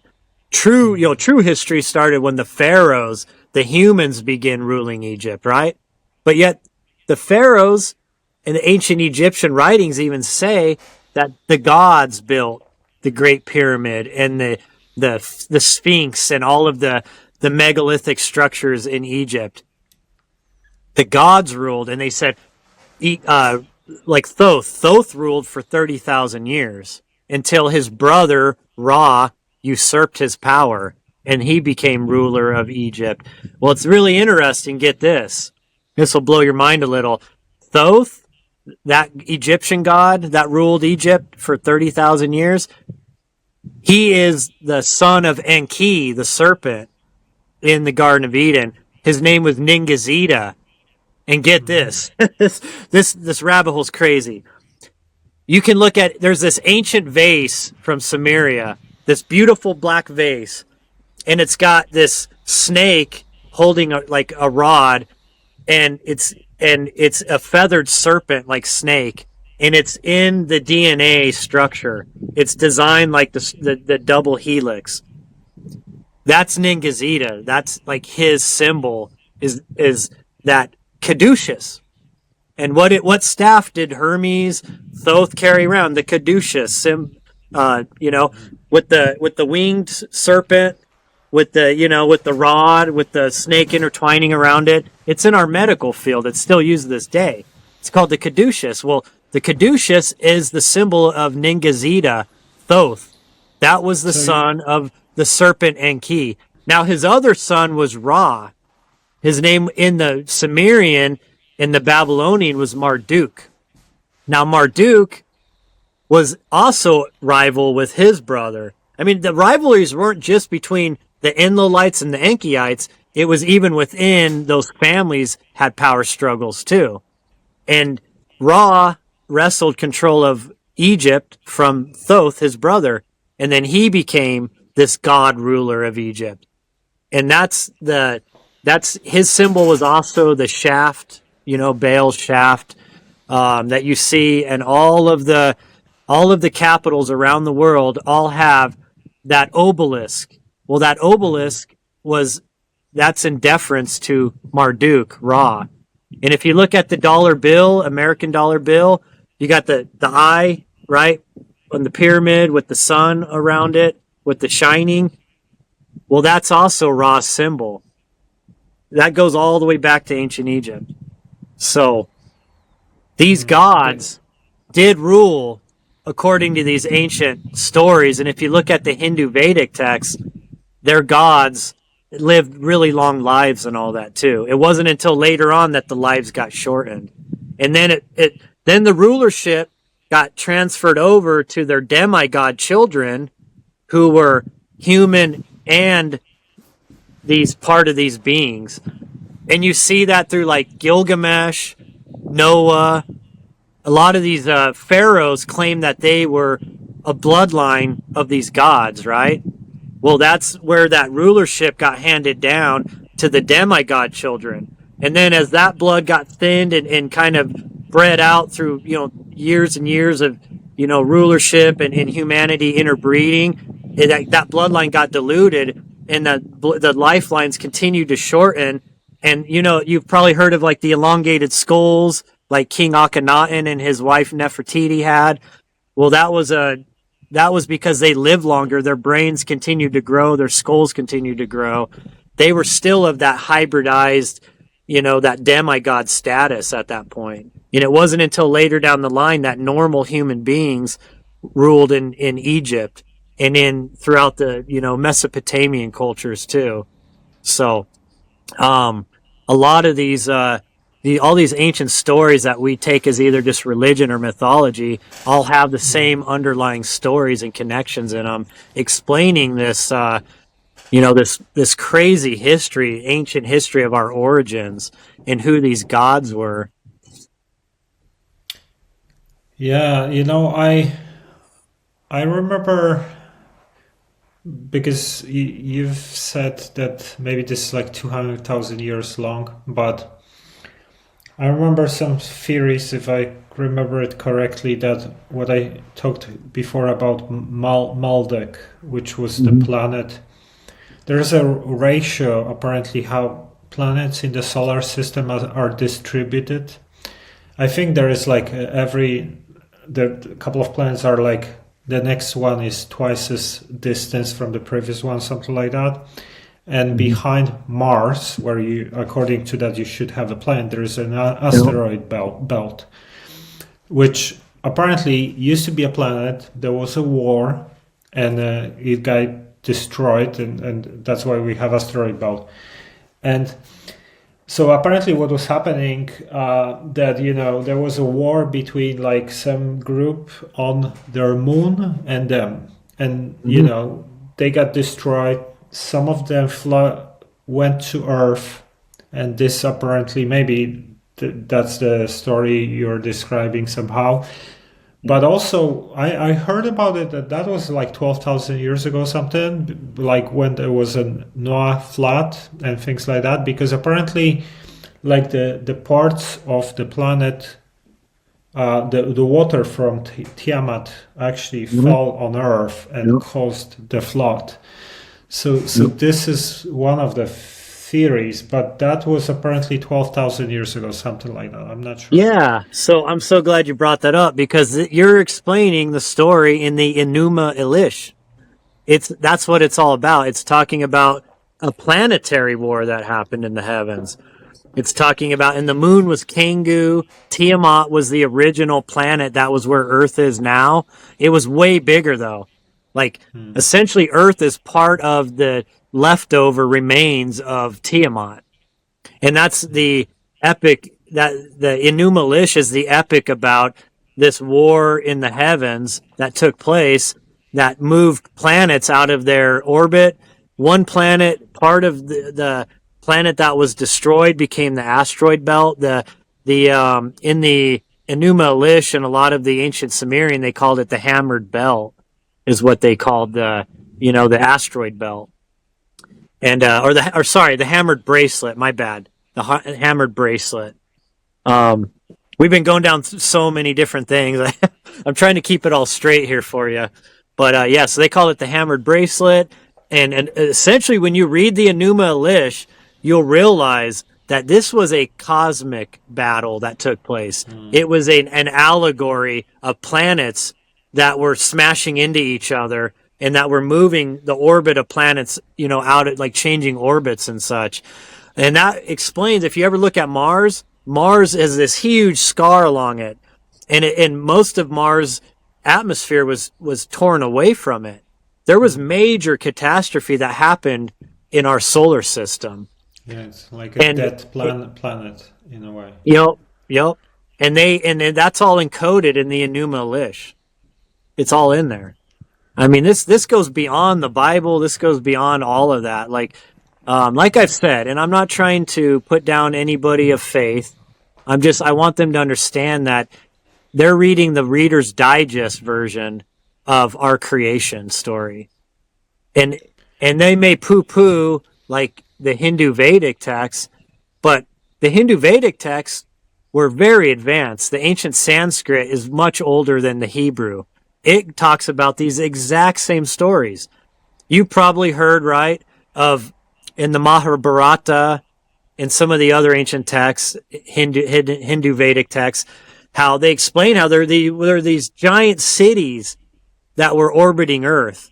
They were like giant cities where the gods lived. And out of these cities, they had little ships that they would come down to Earth from. They were called the Vimanas. You probably heard of the Vimana. Very famous. I mean, they go into detail. The ancient Sanskrit, it explains even the technological makeup of the Vimanas and of these floating cities. And it talks about a war between the gods where they were shooting missiles at each other, where cities were getting destroyed in the air, not on Earth. This was in the air. There was some kind of an aerial battle. And then you think back to the war in heaven in the Bible, where the angels were battling. And that's where, Lucifer and the third of angels that rebelled with him against God. And of course, Michael and Gabriel were battling against Lucifer and his angels in heaven. A third of them went with Gabriel and Michael, and a third of them were with Lucifer. And there was these wars in heaven going on. Now, is that symbolic of these cosmic battles, or of these beings that came to Earth and were battling over resources and over control of Earth? Or were they different races that came here battling? Could be. There's a lot to be said about all that. But for some reason, the Pleiades are tied into all this too. The Pleiades, like the pyramids are all lined up with the Pleiades. 3 of the biggest pyramids in Mesoamerica, Mayan pyramids, are lined up with the Pleiades. For some reason, the Pleiades play into all this. Now, was this where these beings came from? Possibly. That's just speculation. I thought I heard that the pyramids more aligned with Orion constellation. Wasn't it something like that? The Pleiades line up with a lot of these ancient. Now, yes, Orion's belt does line up with some of these also. So there's a possibility that there was some kind of a war going on in heaven. Perhaps there's civilizations out there in our own galaxy, in our own solar system even, that we just don't know. We don't have the technology to know they're there. But there, you were talking about like some of these other planets and such, that there could have been wars between them. I mean, that could be because for some reason, all of our megalithic structures all line up with these certain astronomical alignments.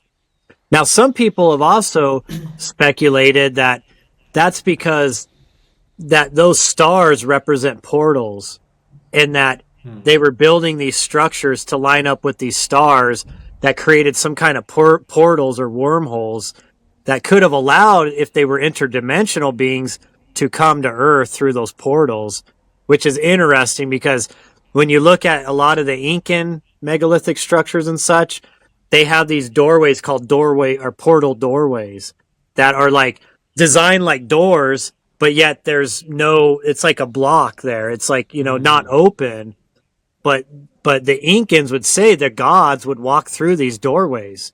Mm-hmm. So it's, I mean, we're going kind of into the deep end on speculation here, but yes, for some reason, Orion's belt and the Pleiades are tied into a lot of these ancient structures. Now, why?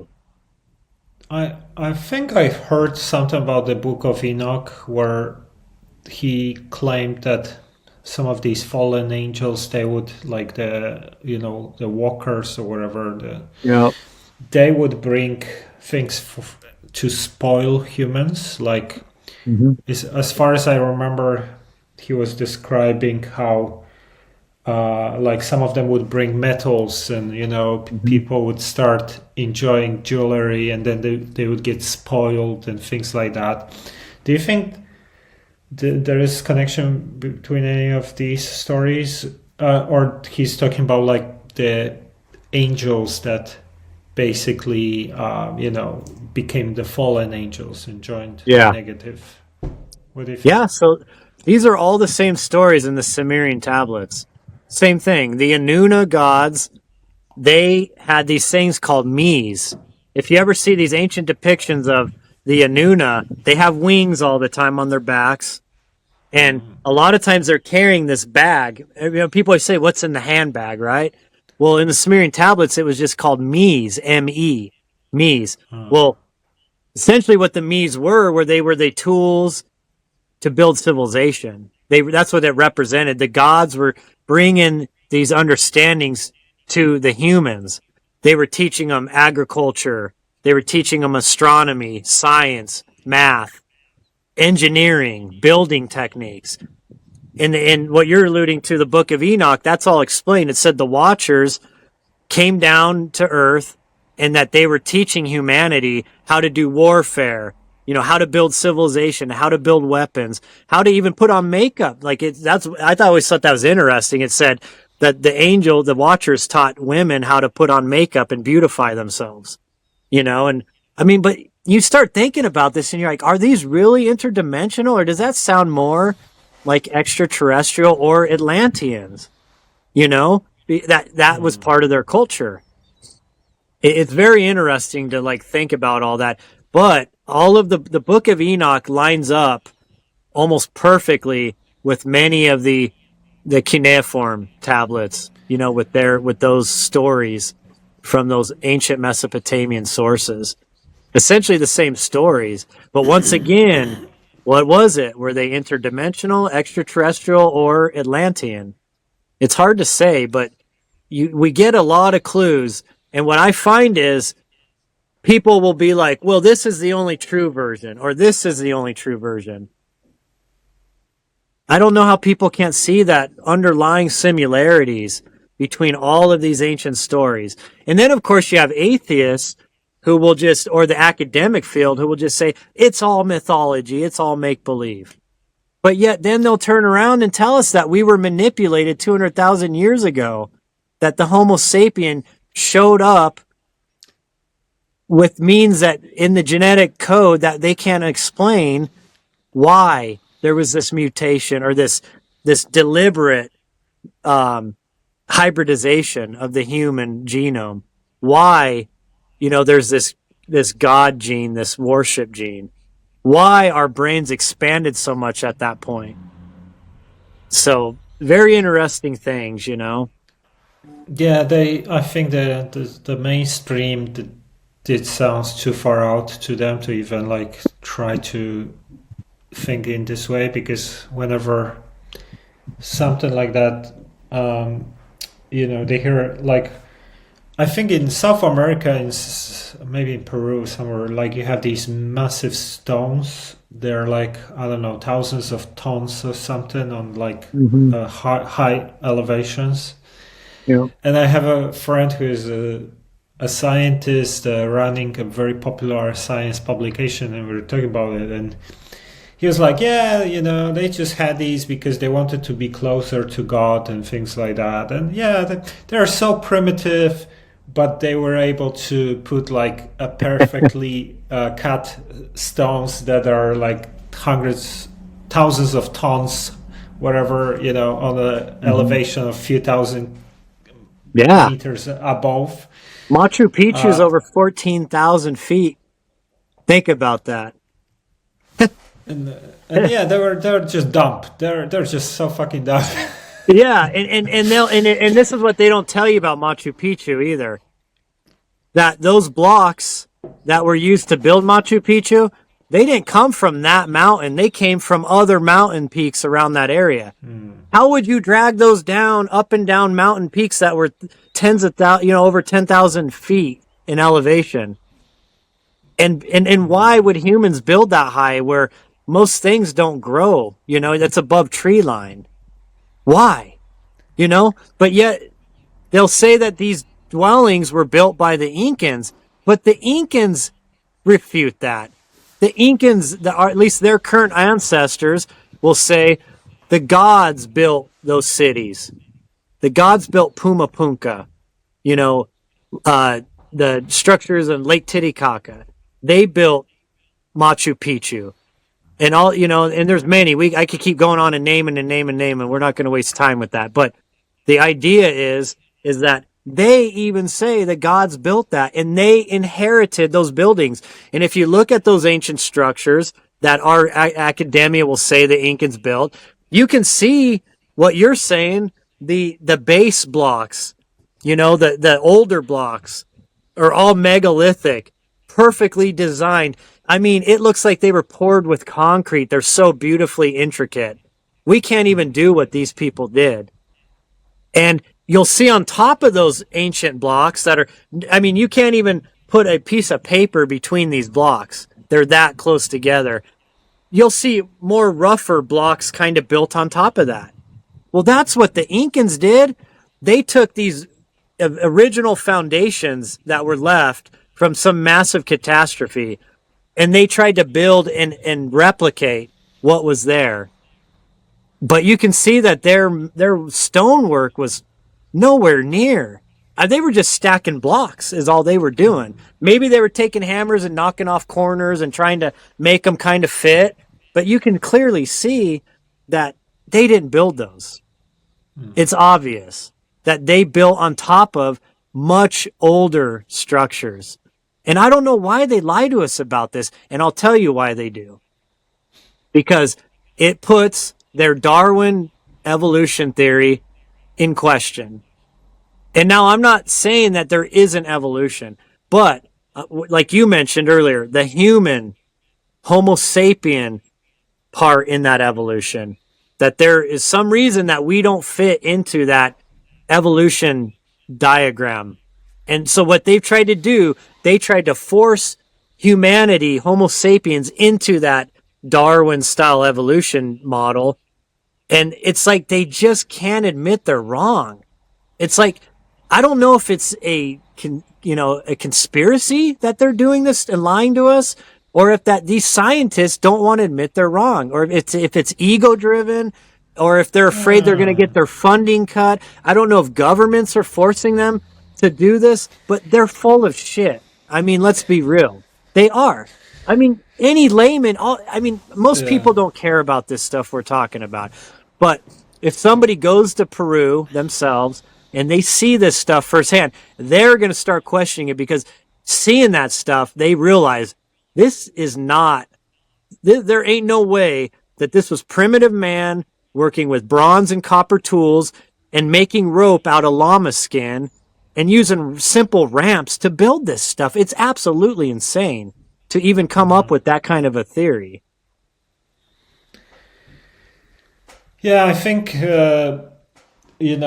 if something sounds outside of like the conventional explanations, like they don't even want to comprehend that, think about it, or just admit that in any way, shape, or form, because this is always considered something to ridicule, pseudoscience, woo, all this stuff. You know how people used to react when you mentioned UFOs or aliens or anything? It's always like everyone is smiling or laughing and thinking about little green man from Mars with like funny little things. Yeah. So this is the program, right? And they have their own programs where, this is the rigid structure, and if you're bringing anything like that, it doesn't fit into my program, so straight away I reject it and think. And and this is just like they preserve the program all the time as much as possible. And maybe some of the more intelligent ones or more open-minded ones, if they're starting to comprehend that, they don't even want to talk about it publicly too much, because they know they're gonna get ridiculed and straight away. Like this was recently happening with Graham Hancock's documentary on Netflix, where straight away he would just get attacked by mainstream media and all this stuff, and Mm-hmm. it is Yep. like that. Yeah. Yeah, and some I wanted to mention earlier, I forgot to mention when I was talking about that Genesis story. So when Uh-huh. for anybody that really wants to look into this and really wants to maybe challenge their own thoughts on all this, read the original, read Genesis. It even says, "Come, let us make man in our image, after our likeness." The Elohim, like I said, plural. Think about that. I mean, they're telling us that we were not, this is not creation this is not in the creator of all or the source energy's image. This is in these beings' image. And that's what is all explained in these ancient stories, in these ancient tablets, that we were created in the God's plural image. Now, what man, like I mentioned earlier in our talk, how man tries to conceptualize God in man's image. Now, I will say something to, for anybody that's going to get really upset about this, understand, please, that our spirits, our source, our connection, our, what we truly are, our higher selves, whatever you want to call it, that is in the image of the source energy, the creator of all. Not our bodies. The avatars were in the God's image, in these Anunnaki, in these Atlanteans, like whoever genetically modified the Homo sapien, we were created in their image, not the spirit, the flesh. That I just wanted to clarify that real quick for anybody that might kind of think back to that and get a little lost in that, but I wanted to make that Okay, abundantly just clear. we could be going forever in back and forth with these discussions because Yeah. I keep coming up with new angles and new questions, but we're already like 2 hours into. But one more thing I wanted to ask: what do you think about like the Gnostic teachings and the Sophia? I think was Demiurge and some of these archons and these types of theories. How do they fit into some of the things we talked about? Do you think this is like separate history or anything? What do you think? I think honestly the Gnostic teachings line up with all of this stuff. It's all connected. And there's a reason why the Roman Catholic Church, the original church from the Council of Nicaea times, that was put together by Constantine, that there's a reason why they were murdering and chasing down all of the Gnostics of the time, that they were trying to burn all of their books and teachings. And it's because they were telling us the truth. The stuff that was put in the Bible was manipulated and they hid the truth in it. Some of the truth is there. It's just encoded, and a lot of it got manipulated and changed enough that it threw everybody off the true path. Now, how does it all connect? For those that have actually read the Nag Hammadi, some of the other Gnostic texts, some of it was also in the Dead Sea Scrolls, the Apocryphas and such. They talk about this. They called her Sophia. She was the consort of the creator of all. She was the divine feminine aspect of the creator of all. And what she did was she went behind the back of the masculine creator of all, and she created this son, this child called Yaldabaoth. Well, this Yaldabaoth was born into darkness and in the void of like they say when you cross over before you go to heaven, there's a void that wraps around the earth, the earth realm. Well, he was born essentially in that darkness, in that void.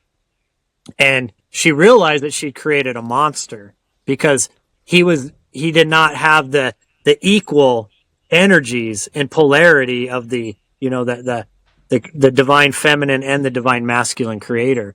So she kind of just left him alone. So all of a sudden he's here and he's like, "Hey, what am I? Who am I?"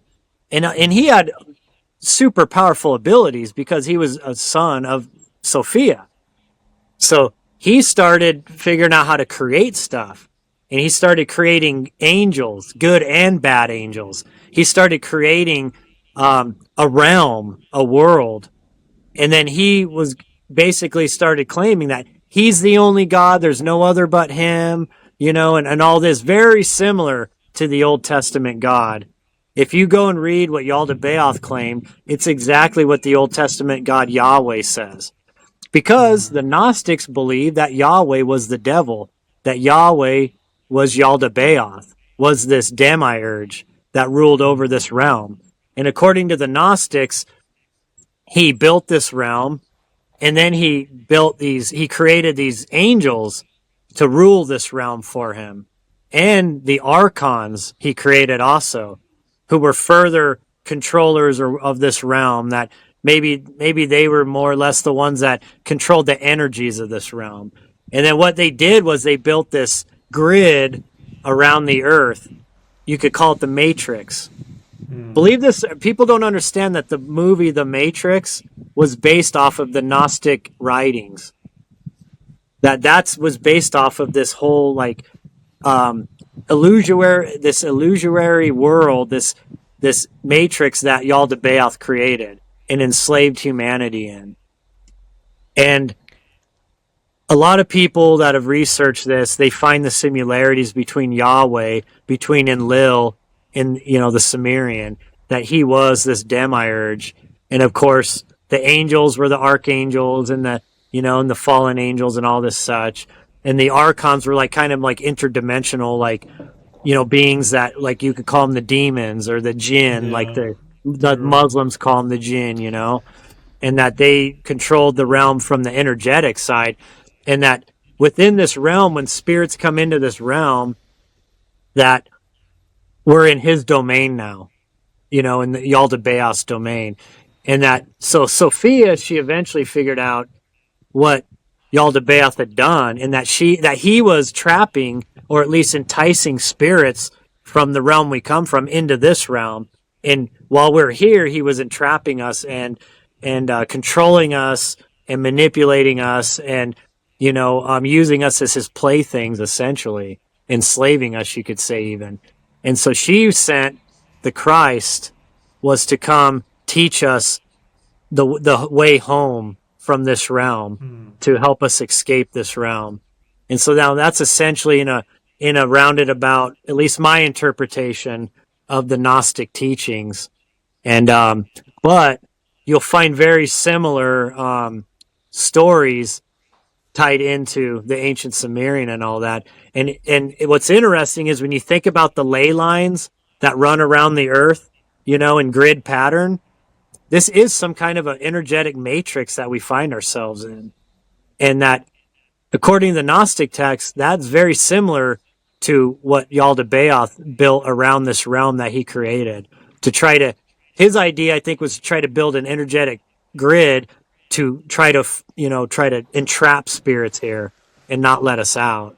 So anyways, I hope that I explained that okay. Some of my insights when I used to do psychedelics and stuff, I could jump into different densities and interact with beings and see symbolism there and see reality on these levels. What I was explained and shown was that the matrix has one aspect, which is our creative ability.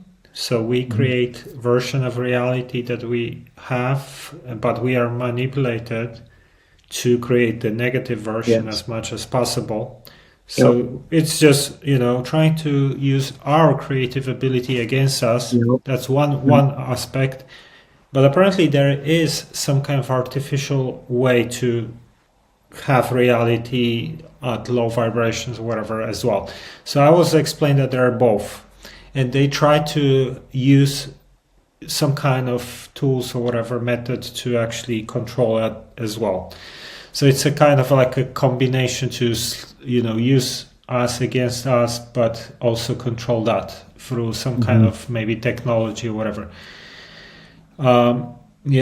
But anyway, I feel like maybe we should do part two at some point, maybe within a few weeks or something, and continue with this discussion. Yeah, Mike, I've Because it's actually enjoyed talking to you so much, man. You're a wealth of knowledge, and you're open-minded, and you're very grounded at the same time. You got that balance, and it's been a fantastic talking to you, honestly. yeah, no, likewise. I think we resonate with many topics. I love the fact that you have so much knowledge on some of these ancient teachings and history. I love to learn more about that and hear your views on some of the similar subjects. But let's do it next time. Let's have a break. I'm Yep. sure a lot of people gonna also will enjoy this discussion and wait for part two. So let's do it. Yeah, before we're gonna finish, is there anything else you wanted to mention or add? Just that, yeah, I definitely believe there's a lot more we can go into. Hopefully, what we did for people though was that we covered a wide gambit enough that anybody that's kind of new to all this, if they actually follow this video through the whole way and just don't have preconceived beliefs or notions about what you're listening to, just to listen to it and allow us you know allow yourself to absorb what we've talked about here, because the way that you can figure out if you think this stuff is true or not, allow it, see how it resonates with your spirit. And if you find that deep down it's resonating with you, then you know that we're teaching you something that is knowledge that most humanity doesn't even comprehend or care to even want to know.